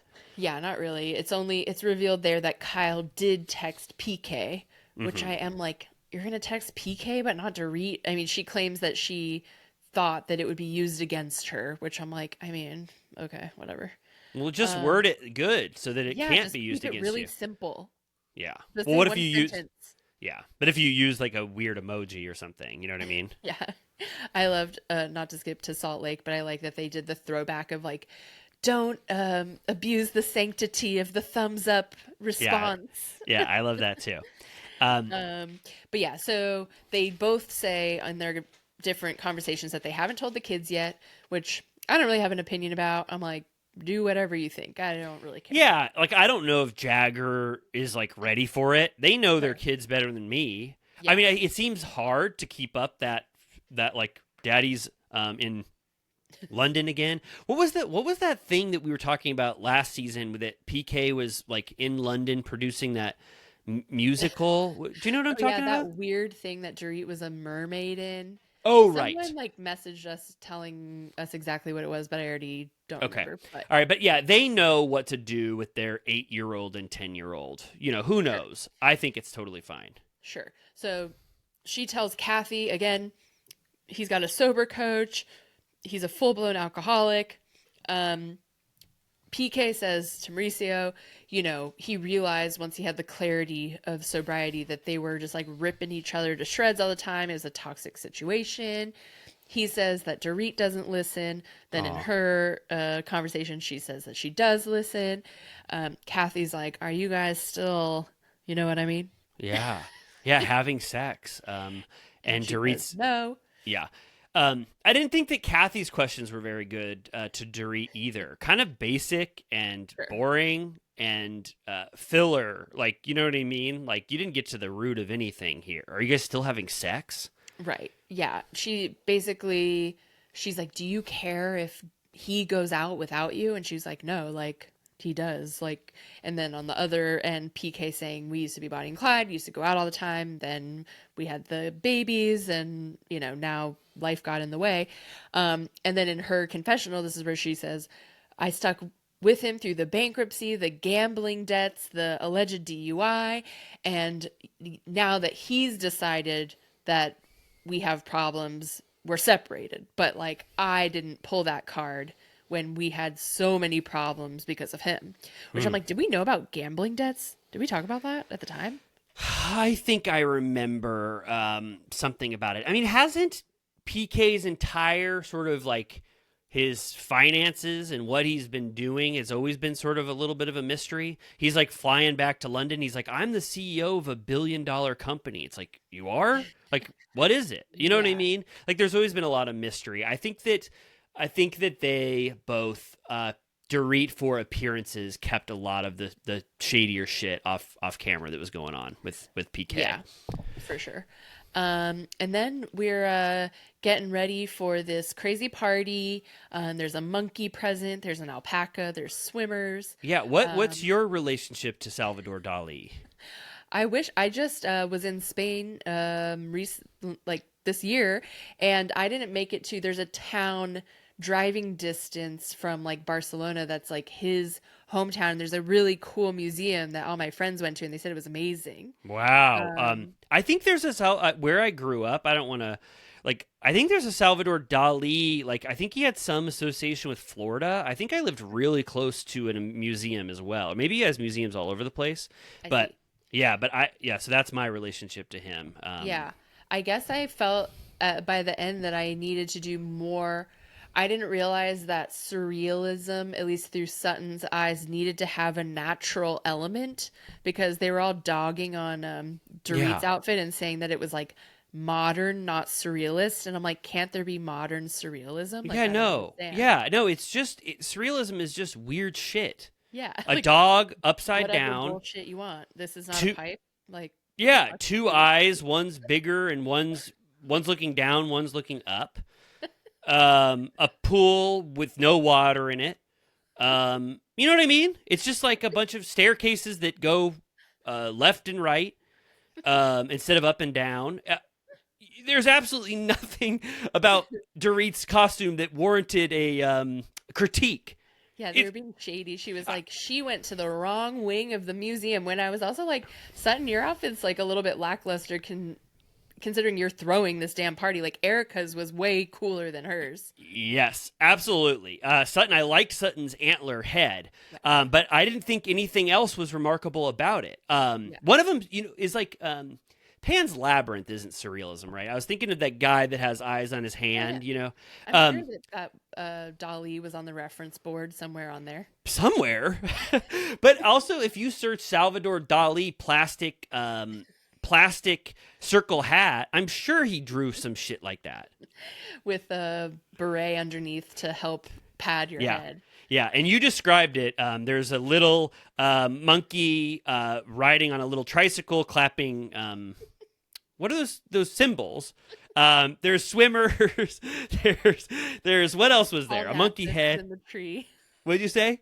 Paul Nassif is in the tree. Paul Nassif is dressed. He goes, look at me. I finally found an outfit that everyone will love. It's the perfect place for this. And yeah, I mean, it's real as hell. I have to say, I'm being mean to Sutton for no reason, but it looked like a shitty party until it got dark. Yes. Why did he have people over that early? Yes. Kyle, when she got there, she was like, this is everybody. It looked like shit. Those green walls or whatever, those plastic tent walls, like they should have had a bunch of like decorations on them. It looked really underwhelming in the light. And apparently that was them stepping it up after having a meeting 4 hours earlier where Sutton goes, what the fuck is going on at this surrealism party? It looks like shit. Yeah, I was confused. Like when Jennifer Tilly came, it appeared to be like 5 p.m. I was like, was it like in her tennis court or something? Because Yeah. I need a more lay of the land of where Sutton lives, because whenever they do the aerial shot, she appears to be right off of a busy road. So I'm like, but then it looked like she had a tennis court. So I want a tour. We also at this party, we get to meet Bose, who also looked totally fabulous, but I'm like, was her outfit surreal? It was just like glamorous. Right. Sutton doesn't like Dorit and wanted to criticize her and make her feel embarrassed. I gotta say, I loved Bose. Yeah. Almost everything she did and everything she said. I have a radar for a new cast member if they're gonna be like lame or try to create fake controversy to be compelling or whatever. But I mean, she was great from start to finish She's this like episode. powerful on her own. And I remember when she got hired at Netflix, it being like a news story, because it was when Netflix was starting to become like a superpower, and they were starting like their, I was almost going to call it casting, but their staff announcements were a big deal because they're like, we're taking over the world. Look at this dream team we have over here. And I totally remember her. But yeah, it was also like Uber, Endeavor, like she's had the craziest jobs imaginable. Dorit was like, so you're corporate America Incorporated or something. Yeah, and I was happy for Dorit that Bose liked her right away. Me too. Even though she was such a freak, and immediately she was just like, how are you today? And she was like, me and my husband have decided to separate. He's an alcoholic. I was like, what's wrong with you? Yeah, they got deep immediately, but Bose said, she said, I've got a good radar for people. I know whether they're complete shit immediately or if they're great. And I absolutely love Dorit. And so I like that Dorit immediately had an ally there. That was fun. Yeah. I also like that she was like, wow, like, sorry about your separation. I'm actually widowed. And she was like, oh no. Yeah. But she was like, but before he died, we were also separated after 9 years. And I'm 47. And Dorit was like, I'm 47. So they were like really vibing. Yeah. Then like when Garcelle gets there, it's super awkward with Dorit. They show the clip of Garcelle saying that she was suspicious about the robbery, which I'm like, yeah, that doesn't really age well the longer, unless something comes out about PK's Yeah. gambling debts. It was kind of like an internet thing because the internet is so much meaner, you know, and Yeah. like you can theorize about that, but you're not like actually on the show. But I feel like that like got onto Garcelle's radar, and she really should not have said that. It's just such a horrible accusation, you know. It's like almost unforgivable. Like if Dorit never wanted to forgive her for that, I would understand. Totally. Yeah. She had a gun to her head. Yeah. I know. I'm like, I think Garcelle just really hates her guts. Yeah. I loved all the one plus about the party is that everyone there did come dressed. Yes, totally. Yeah, there was like some guy dressed up as like the Mad Hatter from Alice in Wonderland. Some guy had like a monkey ventriloquist doll or something. Yeah. There was like a guy with like a plastic bag on his head. I was like, this is Yeah. cool. The alien from the movie Alien. Yes. The chest burster. Then Garcelle, if I remember correctly, Garcelle goes over to Kyle and goes, let's get to the heart of this shit. I want to talk to you about the current status of everything we've been talking about in the off season and last season. She goes, what's your status right now? Or what's going on? And Kyle goes, I've been meaning to tell everybody that I absolutely love and trust in a beautiful space what's going on now. I will no longer be talking about she who must not be named. You might remember what her name was, but I will not speak of her because she is a different person than me. And so I will not say that name, but we are no more, and no questions should be asked anymore of that. Right. And Garcelle's like, well, too little too late. She was literally on the show. Yeah. Which, I mean, I guess it's like maybe Kyle's like, I should have never talked about her in the first place. Like, or like every time I talk about her, the conversation's going to start again. So I guess I kind of understand the idea of being like, maybe if I just never talk about her again, everyone will shut up about it. Yes, yeah, I guess. But, I mean, Kyle, I think Garcelle says this. She says, you were playing coy. I mean, like, Kyle fed this in a way, and, you know, and also it did appear in that music video that was sort of like, I don't know, like there was an element where Morgan Wade and Kyle wanted a little bit of this attention, right? At least I know Morgan Wade did. You know, she went on the show and she wanted Kyle in her music video, and yeah, it's like she kind of played both sides of the fence where she was like, we were tormented by the tabloids, but then she also played into it, which I'm just wondering if maybe she regrets all of it. Because it does seem like, you know, she's still emotional about the idea. She's like, I literally can't believe even what I did say at the reunion. And what she says in her confessional here is like, I've never in my life questioned my sexuality. I always did things a certain way. Like I was raised a certain way. And she's like, but after like all of this talk, like I was thinking. So I guess if the thing happening underneath is that she's literally confused, I'm like, you know, I think it's kind of amazing that she's even talking like this, like knowing her historically. I think it's like an interesting journey that I'm like, she's allowed to have as much time as she wants. Yeah. I'm less interested in it just because I don't care either way. Just say what it is so that people know. Well, but I don't care what it is, as in like, like of course it's great whatever she wants to do. But I do care about her. Like I think it's interesting if she's having like internal turmoil about being someone that, even though of course if it was her own daughter, she would be accepting. If like, you know, lives a certain lifestyle where like she's totally cool with gays and all of that, but when it comes to her as a 50 whatever year old woman who still has like her mom's voice in her head, whatever Kathy's up to in the corner, like I think a woman with like kids and like a husband still, like I think that's interesting to be like, regardless of like how progressive you are or like how much you live like in Beverly Hills or like think that you would be brave enough to do whatever you wanted to do, like I still think you might be like, I cannot do this. Okay. Yeah. Okay. That makes it more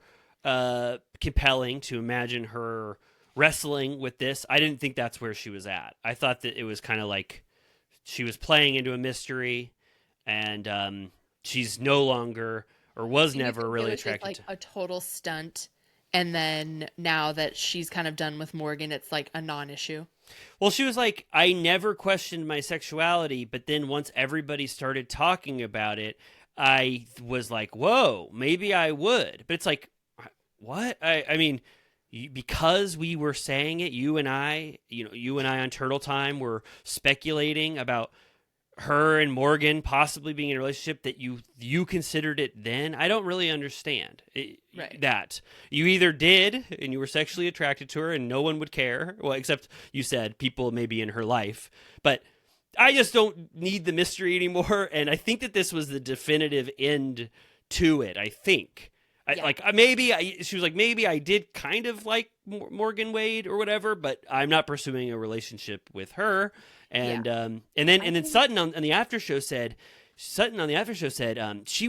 we were in Yellowstone, like wherever Kevin Costner lives, in his off time, and she said that Kyle Richards was trying to find Kevin Costner so that she could date him. She said, "Did you hear that part?" No. She's like a huge Yellowstone head, I guess, and she was trying to find out where Kevin Costner was on the Dutton Ranch or whatever, and so Sutton said, "Well, there's the end of the Morgan Wade era because now she loves Kevin Costner." But anyway, country legend. I guess I'm a little bit. I think it's interesting that Kyle had her journey last season of like she's sober. She was like questioning her sexuality, divorcing her husband, like trying to figure out what's next. And now I feel like Dorit is on a journey next of, I feel like they're both for the first time being like, I can do whatever I want. yeah, You know what I mean? And I'm like, whatever version, I think that's the reason they're not getting along anymore. Because first Kyle was like, her personality sort of changed because she was like, wait, like I have different options than I did before because I'm thinking differently. And I feel like now Dorit is like, I also am now unleashing from this like situation I've been in and I can do whatever I want now. So I don't know if they're ever going to be able to get on the same page ever again because they're both on these like freedom paths. Yeah, but this is when they should start partying together. Sure. But I think that their dynamic was based on their caged selves. Oh, wow. And then, so they're like, we are no longer those people that were friends. We're both free as hell. Yeah. If it's what you said, that what Kyle is going through, then that is more powerful than what I originally thought. So maybe it's still ongoing. And I thought this was like closing the book on that, but maybe there is more to this that will still. She literally like cried when she said that Portia was like, we would love you no matter what. Like, I feel like there's something underneath that, like, whether or not she's just fully going to date women now or not, like, whatever. I just mean, like, I think it caused like sort of an internal, I mean, she was already going through an internal search, but I feel like there's something there, not even necessarily that she's like fully gay or whatever. I feel like there's something unfinished there for her. I'll ask this. Did we ever truly even know Morgan Wade? I don't think so. I couldn't understand a damn word she said. So then, once Garcelle and Kyle and everybody's sitting with these, we didn't talk about. You did talk about their outfits, but there were some great ones there, like you said. Yeah. Erica, Bose, Kathy. I was like, "Is this surreal?" No. It didn't look surreal at all. Like Salvador Dali, I feel like he'd be like, "I'm not going to paint a dress like this." I think Kathy just wears whatever she wants, no matter what, and it's always like some version of the same thing. Yeah, but then Dorit knows that she can't. Bose went back to the group. Dorit is kind of flowing. She's like, I don't want to talk to this guy that's dressed like an upside down monkey. And then so she goes, hello. And she comes over to the group and announces herself. And then it's really awkward because Kyle and Dorit are not speaking to each other. So Sutton and Garcelle wander off. They're like, this party is way too cool to be at an awkward table. And then Kyle says, Dorit, can I have a little chat with you right now? And then anything you want to say before we get to that final chat? Just that speaking of Kathy, she calls Beau's boss and then kind of tries to play it off as if she's like calling her boss, but I think she might have just been saying it wrong. And then she starts ripping her hair extensions out. Yeah, she goes, I'm hot. And then Kyle goes, that's not going to affect the temperature of your body, getting that hair off. And she goes, I don't care, get it out.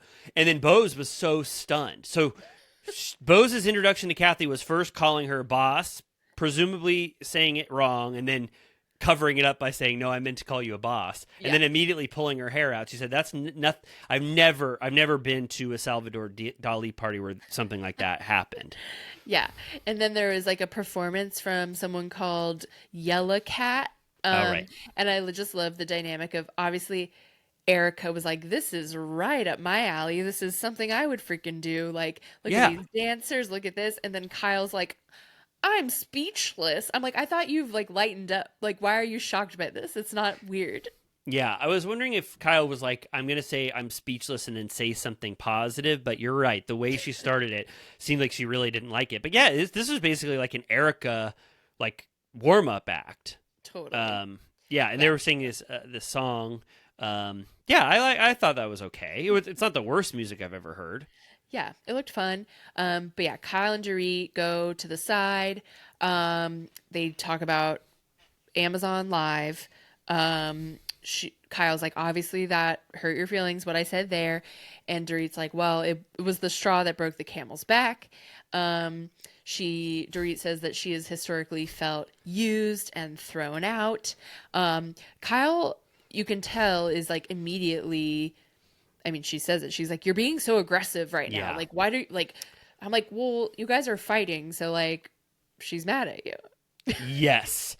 Yeah, Dorit was gathering her ammunition with Erica and with Kathy of how she truly felt. And then Kyle had the approach of like the whimsical, calm, like let's get heart-filled, let's get to the root of this. They were on completely different angles of how they wanted to approach this fight. Yeah. And it kind of ends before they can even get started. Dorit's pissed, saying, I'm fired up right now. And Kyle's like, if you're this angry, I don't know if we should have this conversation right now. Yeah, she's like, you're not acting like yourself, which I felt like was a little bit like bordering on gaslighting. Like, whoa, what's wrong? You're not being yourself. Kyle said that to Dorit. Yeah, and Dorit's like, I'm fed up. Yeah, Dorit didn't seem that out of character to me. No, I thought it seemed fine. I think she's ready to fight Kyle. Yeah. You know what I mean? Which is interesting. I normally want peace between friends, but I do think it's interesting. And I wonder what will come up out of it.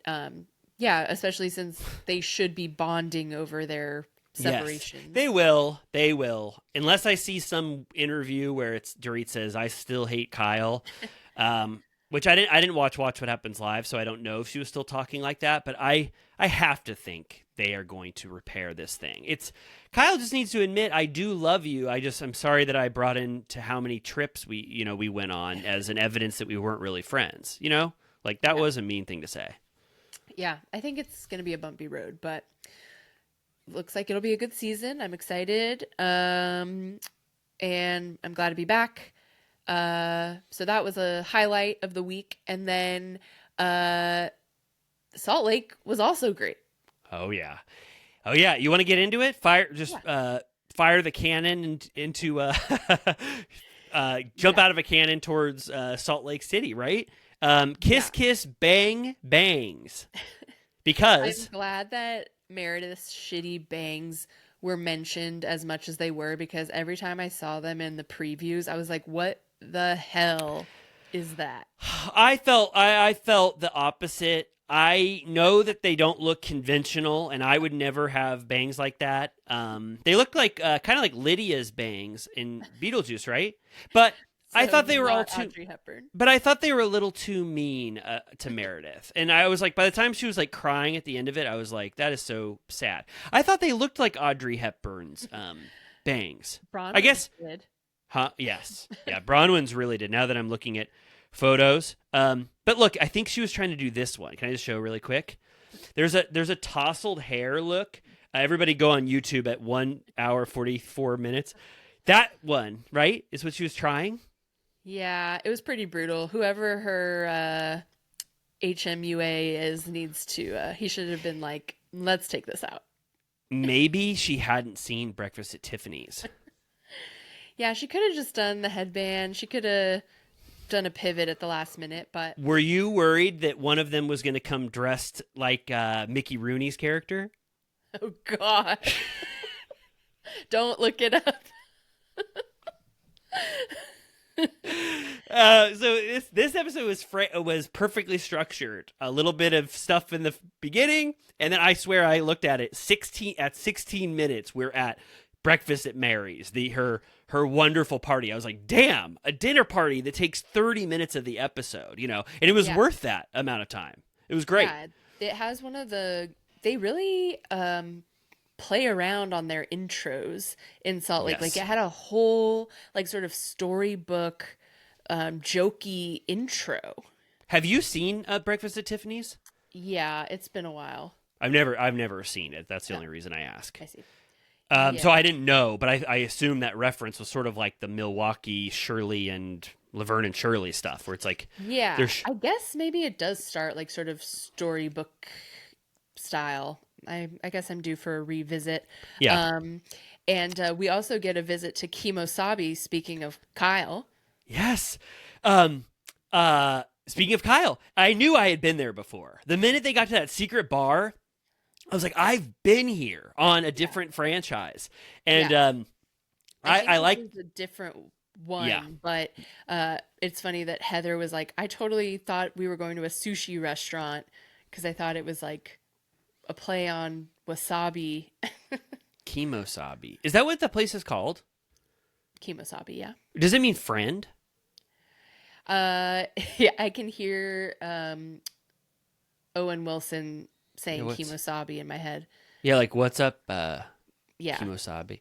Yeah. So I was okay with this scene only because I like ultimately what happened with this information. So it's just Lisa and Heather, and they're drinking spicy margaritas, which I was like, damn, this is a perfect bar experience. Could you imagine having a spicy margarita right there at that hat store? And then they go, they first talk about how Lisa says, I wish, Heather, you would have been invited. It was kind of shitty without you. Bronwyn basically said, if I'm on your side, I'm against her. And we had this huge, rift because of that, because I wasn't taking Bronwyn's side enough, she thought. And also Todd, the Todd father, threatened to kick us out. And I was like, damn, that hits so hard when you hear it out of context and you know that was true, and we watched it. It hit hard at the time, but hearing Heather hear that her enemy now, Bronwyn, has a husband that would kick people out, and she goes, what, like halfway through the trip, you would just leave and have to go home? Like, she was so stunned by it. And I was like, that's the proper reaction to finding out that a husband threatened to kick out a couple on a trip. Totally. And then the next scene is cranky as hell. Todd. I'm going to do it on YouTube. Everybody look at 1 hour 47:34. He's like this. He's got his arms crossed, total grumpy behavior. You've never seen anything like it. He's pissed off. Yeah, he literally, she says something to him and he, shrugs. He's just, so pissed. He's like, I've never seen you act that way. You were screaming. You ruined the afternoon. She's like, I ruined the afternoon. He was like, yeah, you ruined it. That was not very becoming for you. Yeah. He literally makes her cry. She goes, I thought it was, I didn't know it was not becoming of me. She's so upset. She was like, learning this opinion from Todd, hurts me so much to know that he thinks so little of me after that. And we talked about this, it wasn't that bad. Todd, I mean, wait till you see some of the stuff you're going to see. Were you not at the mafia party? Yeah. he's like, you should have left with your dignity. And she says, she's like, his approval means a lot to me. And she goes, actually, it might Yeah. mean everything to me. Yeah. And she's so disappointed that he's embarrassed. And he's like, you can't let them drag you into that sewer of bullshit that they live in. Yeah. And yeah, she reveals that she's not allowed to have emotions. And so I am wondering, I feel like I've seen some stuff online and, you know, I've been thinking about it since last time. I'm like, do you think she's doing the like 1-2 switch of being like, this show is my new life and I'm going to like flee Todd? Yeah. So my prediction is that if Bronwyn becomes more powerful, which he's already very powerful, great first season, can't imagine. You know, unless you have a complete dud second season flop like Aviva on RHONY or something, where you're absolutely horrible. If you keep going at this trajectory, you're going to stay on the show. And by the third season or fourth season, she's going to be so much more powerful than Todd in every way. As a notable figure, wealthy, all of the success that comes from these franchises. And if Todd, you held all the power and you're paying for everything and you get all of your self-worth from his cranky, shitty perspective on you, yes, you're probably going to say, I want to be free of this relationship, but right now he's holding all of the cards. Yeah, but that's the trajectory I would expect. And her daughter's also just like old enough that she can just fuck off and do whatever she wants. Yeah, but she did do she didn't do she kind of reinforced her relationship with Todd in real life after that anniversary party showed up on camera. She wrote a big Instagram. I don't know if we already talked about it. She goes, I was drunk and I should not have ever, I was trying to be self-deprecating and I love Todd so much. We are thick as thieves or something like this. Like she basically was embarrassed for how she was talking about their relationship on camera. And I was like, if it's going to get worse and you're planning to hit the ejector seat on this relationship, I don't think you do the post doing damage control, being like, I absolutely love Todd, so much. At least she's scared of him. Yeah, right. Yeah, you're right. So yeah, there's definitely going to be more to come with that, which I think is juicy because he really does seem like an asshole. Yeah, when are we going to see him having fun? He needs to do. Now. He hates it all. But I need to see him doing one fun thing before I just fully write him off as grumpy Todd. He needs to what does he love? Being in a boardroom, looking at spreadsheets. I want to see him go to Starbucks and get one of those mugs and see the smile he gets on his face. Yeah. Oh, sorry. Oh, no, you go ahead. I watched all of this week's Housewives on a flight, and hot tip, if I'm sure everyone on Earth already knows this, but you can, on Peacock, on the app, you can download almost everything. And so on my iPad, I downloaded all of this week's episodes of Housewives and watched them on the airplane, and it was fantastic. And then right when I finished whatever I watched last, OC Reunion Part 2 or whatever, I was literally in the air when SLC started, and I went to live TV and I watched it on the plane as we were landing. And when they showed Todd with his arms crossed, I literally was like, oh my God. I reacted in the plane. I was like, ah! Because of how pissed off he looks, right? Crazy. Yeah, he's got a really good pissed off look. I mean, it's like no one would mistake how he's feeling by looking at him. Oh, I also forgot to mention that the only time I fell asleep on the flight was during RHONY. Really? Was it my snap? Wow. Was it when they were at the Museum of Sex store? I think it literally was. It was when Aaron and Jessel were at the play place, and it was cutting back and forth. I was like, yeah, yep. That scene will do it. Before I have to give Angie major credit. One of the scenes that is not filler that I thought was absolutely beautiful. I was like, God damn, I love Angie. I think Angie is the best. She had a rough go at the start when she didn't know what she was doing, but Angie is amazing, and she has a scene where she makes this dinner for her dad, and her dad goes, "This is the cheapest meal," or he doesn't say that. He says a nice thing about it. It's like, "This is a great meal that I can get, and the price is right," because his daughter is making it. Yeah. And she goes, "Dad," basically, you know the purpose of this scene, but it's so heartfelt and beautiful, and what Angie does with it, like it was almost perfect. She goes, Dad, I love you so much. As I am raising Elektra, I realize what you meant to me, and you had, what, 7 kids, and you're doing it on your own after my mom died. And so it was like to honor him, and he was like, I love you, I just did what I had to do. And then she gets into the like deeper shit, deep psychological hurt, and it was about her mom. And I wanted to ask you, I don't remember what she said about her mom except that she passed away early in her life, but I don't remember at all if she said what happened. So this was almost like the reveal of the truth, you know, of her mom, you know, dying young.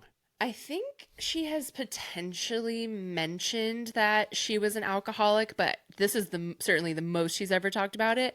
And I did love that she was saying here, like, she's like, I didn't realize until I had a kid how overwhelmed a woman can get.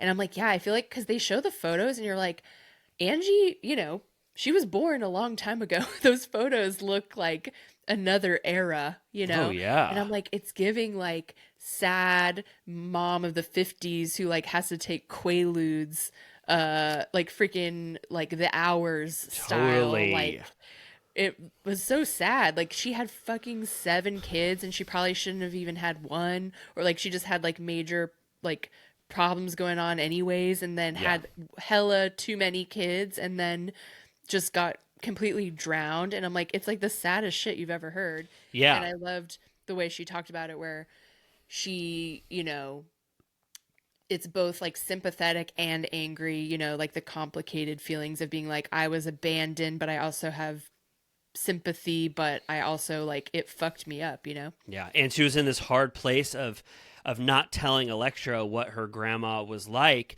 because she felt like she had so many negative feelings and so much hurt surrounding her mom that she didn't want to direct or disrespect her you know, her mother, her mother's like legacy or whatever. So she was like conflicted about how to talk about this, because you can't be entirely truthful about her without, you know, saying horrible stuff about her mom and it was what happened. sweet that like her dad, I wasn't sure if he was going to be able to cope with this topic, but he did like get up from his side of the table and hug her, and like he didn't say much, but it was like a very sweet moment. It's the best you could ask for a dad that was invited to come over for dinner. What they're filming a scene, and you get the most like emotionally wrenching, you know, story told to you. But that dad is great. Every scene he's in, I love him. He was dressed at that mafia party. He gave a great toast. There were some iconic scenes, I think, at Greek Easter brunch. They have a great relationship. So I just wanted to fully just, you know, Angie did an amazing, you know, scene there. It was perfect. I loved it. That was great. I was like, she's entering the echelon of like a real true blue housewife, like icon. Then we go to Mary's breakfast at Tiffany's party. She has like all of these sort of servers wearing the Tiffany blue. We get Bronwyn is there first with her good bangs. But Mary's not out there yet. Now I love that. That's the kind of humor that Salt Lake City provides. Like Mary's not there. And so Bronwyn, who's a new cast member, has no one to talk to. And Eduardo, the bartender, is like not saying one word. Yeah. So she just can't do anything. The cameras are on her, but she can't talk, or else she'd be talking to herself. So she just has to sit there.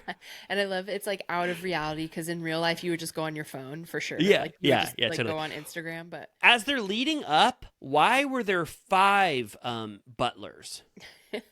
I guess she wanted that grandeur. Which I'm like, I was actually surprised, I guess, that I know that breakfast at Tiffany's does refer to Tiffany's, the jewelry, but I'm like, that's not like what the movie's about. Well, I don't know. Like, it was just like, it was basically like Tiffany's jewelry themed, but I like that, it turns out that Lisa wears like a Tiffany blue like jumper. I think she said it was Fendi. And Mary's so pissed off because it's revealed that she wore that to Watch What Happens Live. Yes, but so so also they're all dressed. It's kind of there's like Angie, Meredith, and Whitney are dressed like the Audrey Hepburn that we know. Holly Golightly. Holly Golightly. And then Lisa's just wearing the Tiffany blue jumpsuit, right? Yeah. And then Heather is not, I don't know, is she an Audrey Hepburn? I don't think so. Okay. And then, so Whitney was like, I was afraid that we would all be dressed the exact same because it's like, does she only wear one iconic outfit? Like, I didn't know if Audrey Hepburn had a lot of different looks or anything. Right. I mean, I think most people think of that one specific, the black and the tiara and the sunglasses and whatever. But yeah, so of course, Mary's like, I wanted everyone to show me their style. You know, you can buy fashion, but you can't buy style. And then she gives Lisa shit. Whitney shows up saying, she's like, I'm just glad, I did the headband because my worst fear would be showing up looking like Meredith. And like basically everyone comments on the bangs. Like it's pretty bad. And even Jimmy came in while I was watching it and he didn't know the context of the party or whatever, but he just saw Meredith and was like, what the hell? I agree. I agree that they look, they looked a little odd, but I just have to, I have to refer you to that YouTube where I pulled up the photo. I think that's what Meredith was doing, those sort of stray bangs. Not effective. Okay. It's really hard to do with the clip-in. I felt bad. I don't know why. I felt bad for Meredith. Whitney took it too far. I think she was too mean. I think Meredith was sensitive about octopus. Like yeah, she put an octopus on her head. I don't know why. I just felt so bad when Meredith watched that episode live, and she's like, "God, they said it looked like that." And then they all sit down at the table, and Angie goes, "I'm surprised to see this name over here, Brittany." Yeah. And Mary goes, I invited Brittany because I want her to know that I'm not poor. And everybody laughs because it's a callback to the premiere episode where Brittany mistakenly thought that Mary was raised poor. Yes. I also liked that Angie calls out that because Mary has Versace plates. And Angie's like, did you guys know that Abe Lincoln had plates at the White House with the Greek key, like kind of like the Versace style? And then everyone gives her shit saying like Versace didn't exist. And I'm like, you're not listening. She said it was the Greek key. She didn't say they were literally Versace. She said they were in like the style that Versace later adopted. Listen up. Totally. You're 100% right. She didn't say what's the first name of Versace? She didn't say Gianni. She didn't say Gianni Versace went to the White House and gave them a bunch of plates. She said that symbol, and I looked it up. I looked up the China, and it does have that Greek key circling around the plate. So yeah, and then the editors took it too far. They were like, they spread this fake story that that Heather was trying to perpetuate, that Angie K was, talking about Versace. So I didn't like that either. It was a completely, she misheard her. Yeah, she knows her all Greek history, that was like her fun factoid. So then Brittany does join. She's not dressed for anything, she's just wearing whatever she likes. You don't think that was some untapped Audrey Hepburn era? Yeah, like Audrey Hepburn in Charade in a like leather motorcycle jacket. Have you ever seen Wait Until Dark? Maybe. What happens? I think Brittany was dressed like Audrey Hepburn in Wait Until Dark. What happens in that? It's a home invasion movie. Oh. Okay. Was Audrey Hepburn, was she was Catherine Hepburn's No. No, they're just completely unrelated. I think so. Really? What are the odds? A 1950s and a 1930s actor, and they're both last names Hepburn, and they're not related? Unless I'm wrong, but I don't think so. Really? All right. We can do a fact check. All right, okay. Then I liked this. Heather is great. This is why she's paid the big bucks. They go a toast. And Heather, I love this. I don't know why. If another cast member did this, I would be like, that's forced. That's lame. I don't know why. Heather gets away with it. She goes, I'd like to make a toast to inviting people to things. May we all be invited forever, because I think it is so nice when everyone is included for things, like at this dinner and unlike other events that I could name. And I just love that Bronwyn is new and she's not used to people making vocal declarations of shade at her. So Yeah. Bronwyn is awkward, and you can see she's uncomfortable with Heather giving that toast, and I really like it, and it opens up the floodgates for the rest of the dinner. There is not one dull moment for the rest of it after this. It's like all the drama that they've been holding back is unleashed once Heather did that. Yeah, she started it at the very beginning when Heather arrived. She gave everyone a kiss on the cheek except for Bronwyn, and Mary's like, "Are you gonna give Bronwyn? Did you give her a kiss?" And she's like, "No." Yeah, a snub kiss, just like in Breakfast at Tiffany's. Exactly.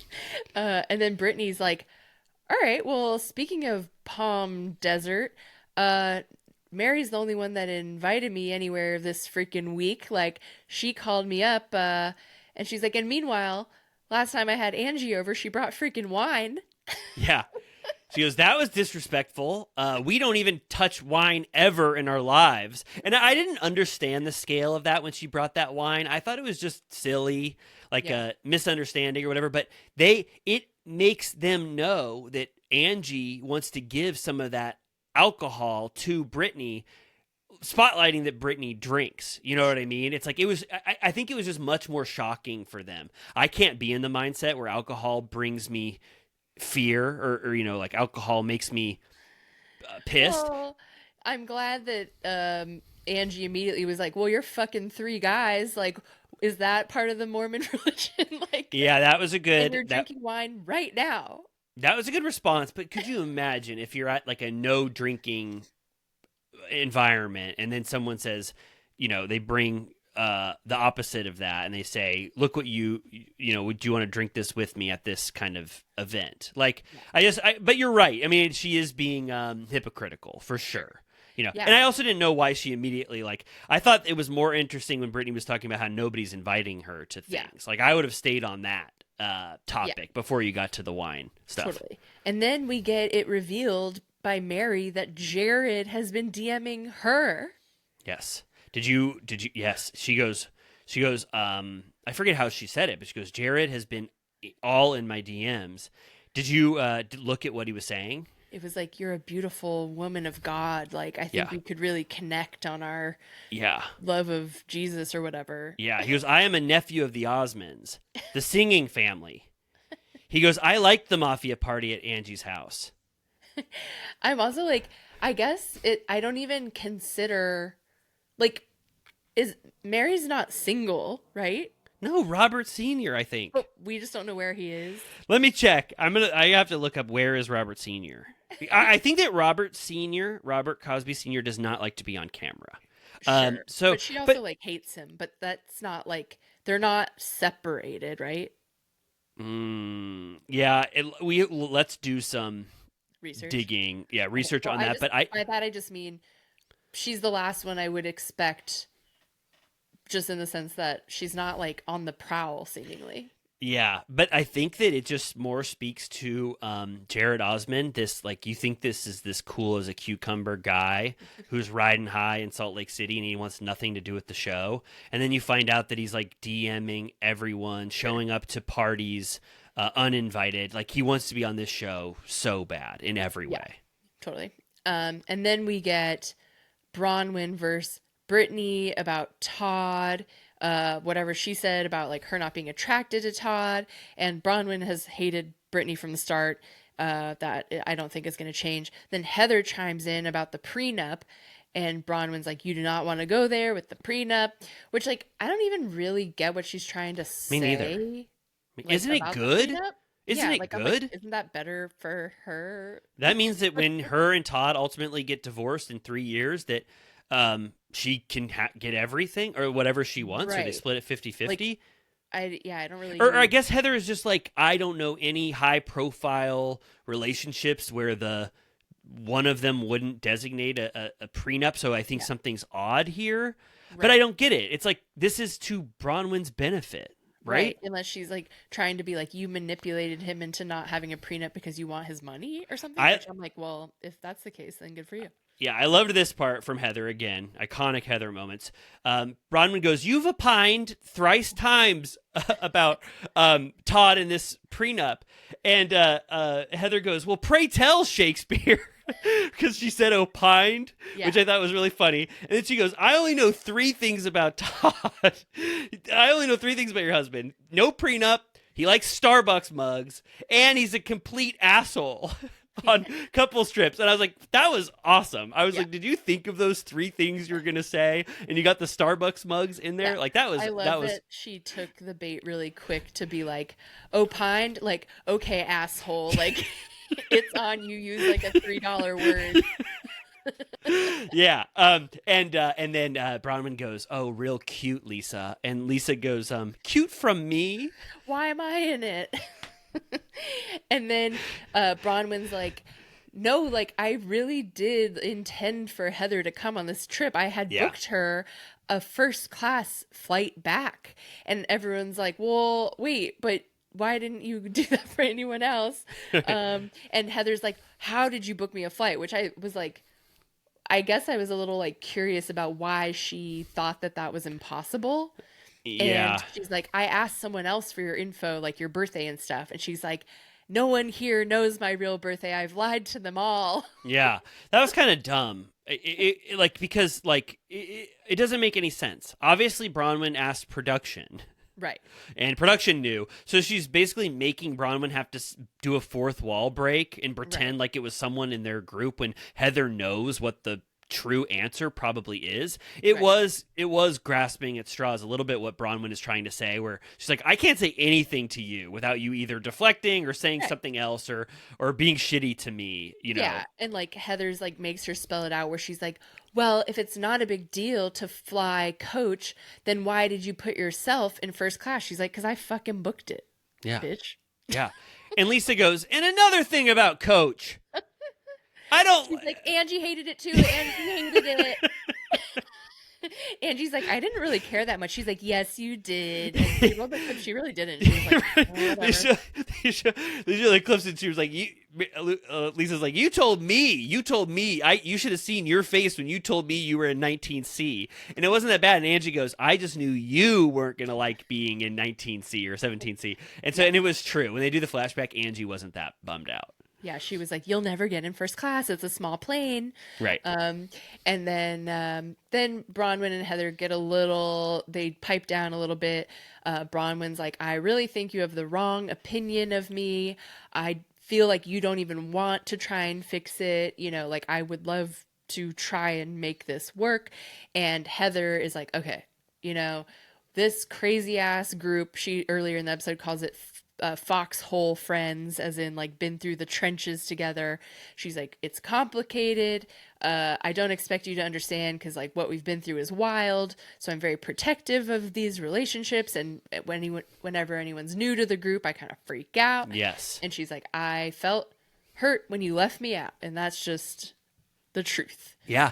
And I love it. Finally, I was like, I know you guys are heading towards some peace here. And they say, let's start from scratch. Let's I forget what they say, but they're like, let's just start over. Clean slate. And then I loved this moment. I was like, oh my God. I was like, what's Brittany been doing? Because Brittany's given 2 uncalled for toasts this season where she got up and toasted herself with updates. And then I was like, oh my God, it's happening. She got up and she goes, this is so not cool. She goes, seriously, what about me? It was amazing. She was like, you guys get a freaking kumbaya moment. What about me? And I love that it's openly being a friend of that is not getting any shine and spotlight and begging for it and craving it. For some reason, it's so iconic when Brittany is doing it. I love how vocal she's being about. Yeah, I really like it. Like, it's so funny. She goes, why don't I get this moment? And then Lisa goes, well, why don't you, if you want a kumbaya moment, why don't you go apologize to Bronwyn, who you said a bunch of shit about? And she goes, Bronwyn, I am so sorry about what I said about Todd. Bronwyn's like, you called him disgusting. She's like, no, I didn't. But if I did, I apologize, and I'm sorry about the prenup stuff. And then Bronwyn says, are you just apologizing to me because you were just told to? She's like, no. That was hilarious. I'm Yeah, like, that was all right, great. you can stay. And then And then Angie is like, well, now I want my moment again. I need to talk to Meredith about my unresolved feelings. So I'm like, ugh, I am a little bored of this podcast thing. I'm kind of like, he did say it. He did mean it. You're offended. Whatever. But to me, it's like it's giving me TMZ Disneyland Heather Dubrow.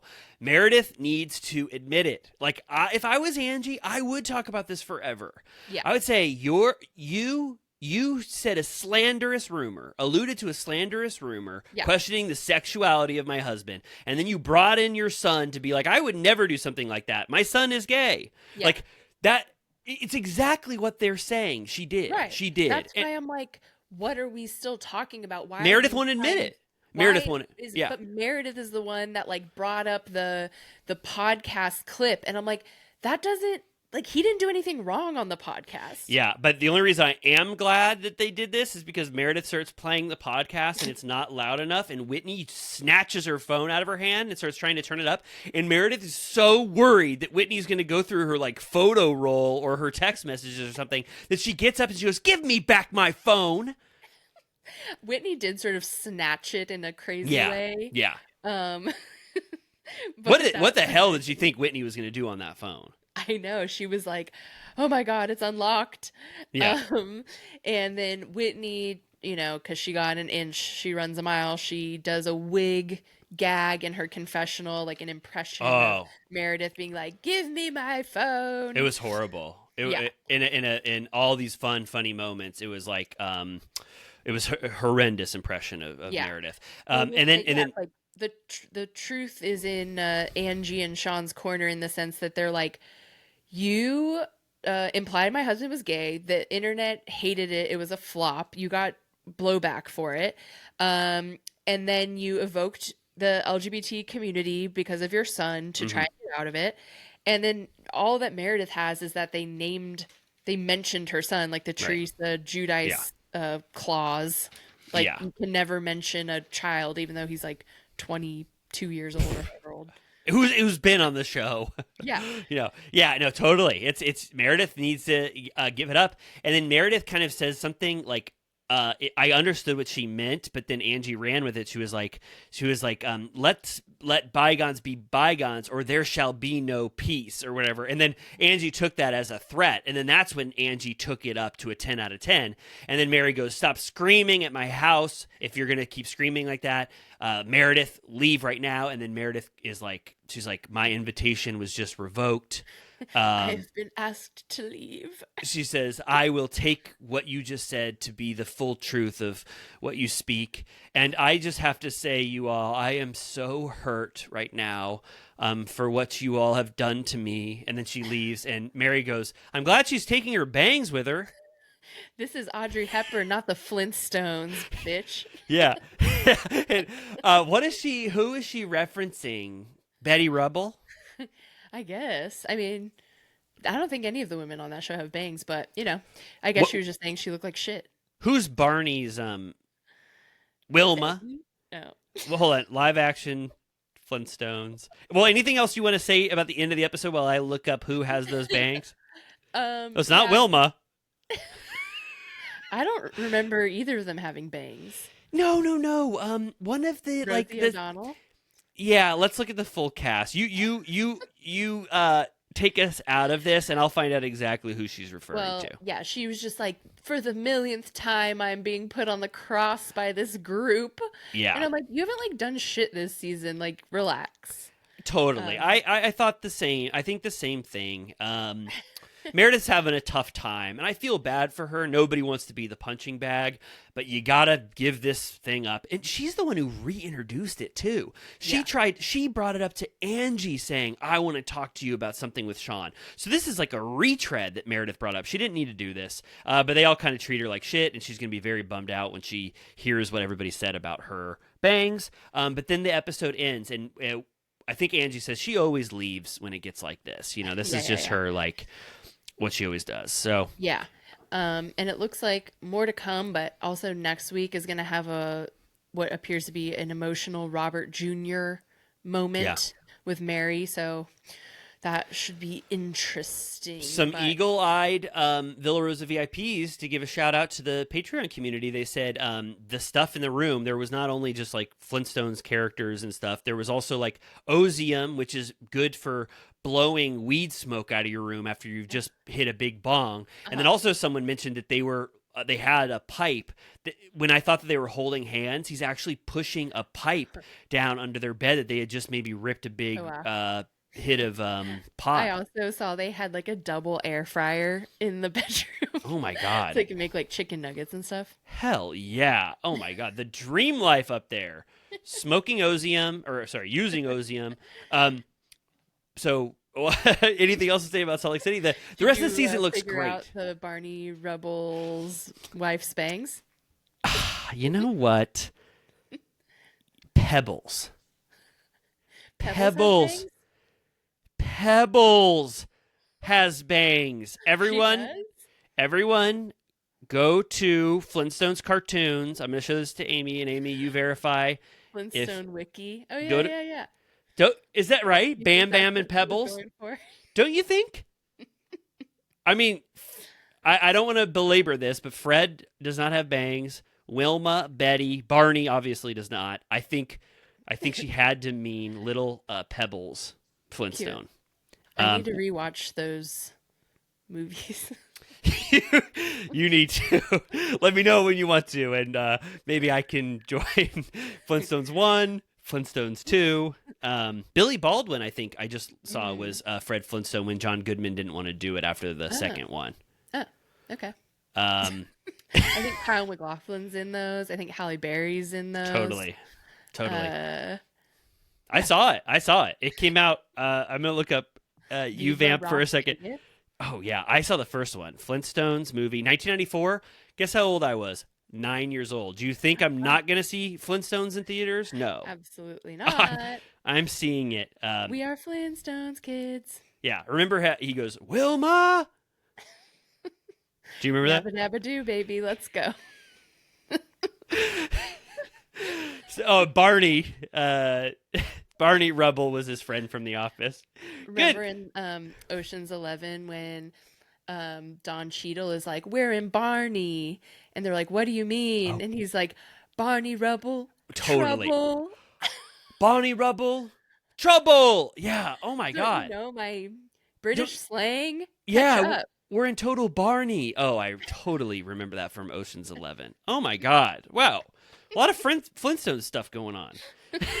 I'm going to go take my vitamins. Oh, right.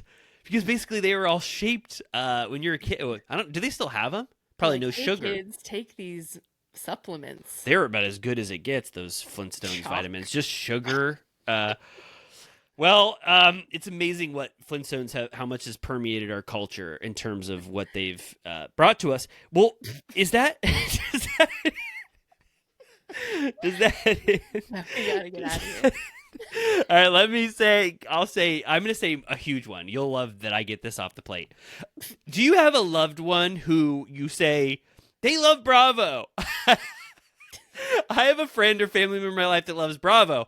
I have no idea what the hell to get this person in my life, but they love Bravo. I know that. Why don't you click into your browser, Turtle Time Etsy store, Turtle Time Etsy, or search something like that. Go to our merch store. I swear, for the Bravo head in your life, you're going to see some shit that's going to blow the hair off your head. I'm wearing it right now on YouTube. It's Kim Richards' fan t-shirt, those classic fan shirts. We have almost everybody you could ever love. Craig Conover, Karen Huger, Heather Gay. We have all those. We have some Turtle Time merch, which maybe that's less interesting to you. But there's just so much fun, cool shit on the Turtle Time merch shop. So why not take a peek there and buy a loved one a gift if you have no clue what to get them. Totally. Yeah. It'll get here with plenty of time for the holidays. Yep. Take a look. It's a real hoot. Yeah, for sure. And we always tell people, if you do join us on Patreon for a nominal monthly fee, everyone in our Patreon hive gets a discount on the merch, but you don't get to know the code unless you join. Don't even try to guess it. It's certainly not the last name of a famous Stone Age family. So yeah, join us on Patreon. Join us on Patreon. If you $5 a month, you get a lot of shit like this. But we're recapping Vanderpump Rules from the very start. And then last, I'll say, please, this is so important to the Turtle Time legacy. Go on Apple Podcasts or Spotify or any of these platforms, and please rate or review us. I saw 2 new November reviews that just came in. 5 stars. I absolutely loved it. They were so sweet and nice. I read every single one of them. So let us share it with the world. Give us a review if you have time. I love it. I'm going to go read those and be like, I like my suitcase.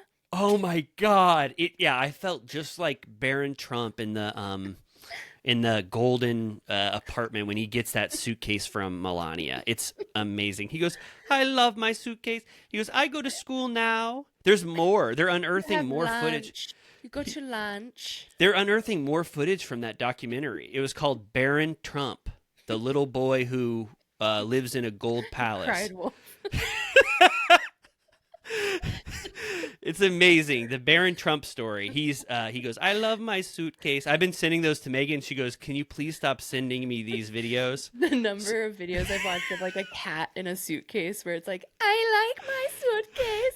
And I'm just like cackling alone in the bed. It's interesting. It strikes a certain chord for sure. Good. All right. Well, 2 hours, 24 minutes, nothing to sneeze at. Absolutely. You can't say we didn't have an episode.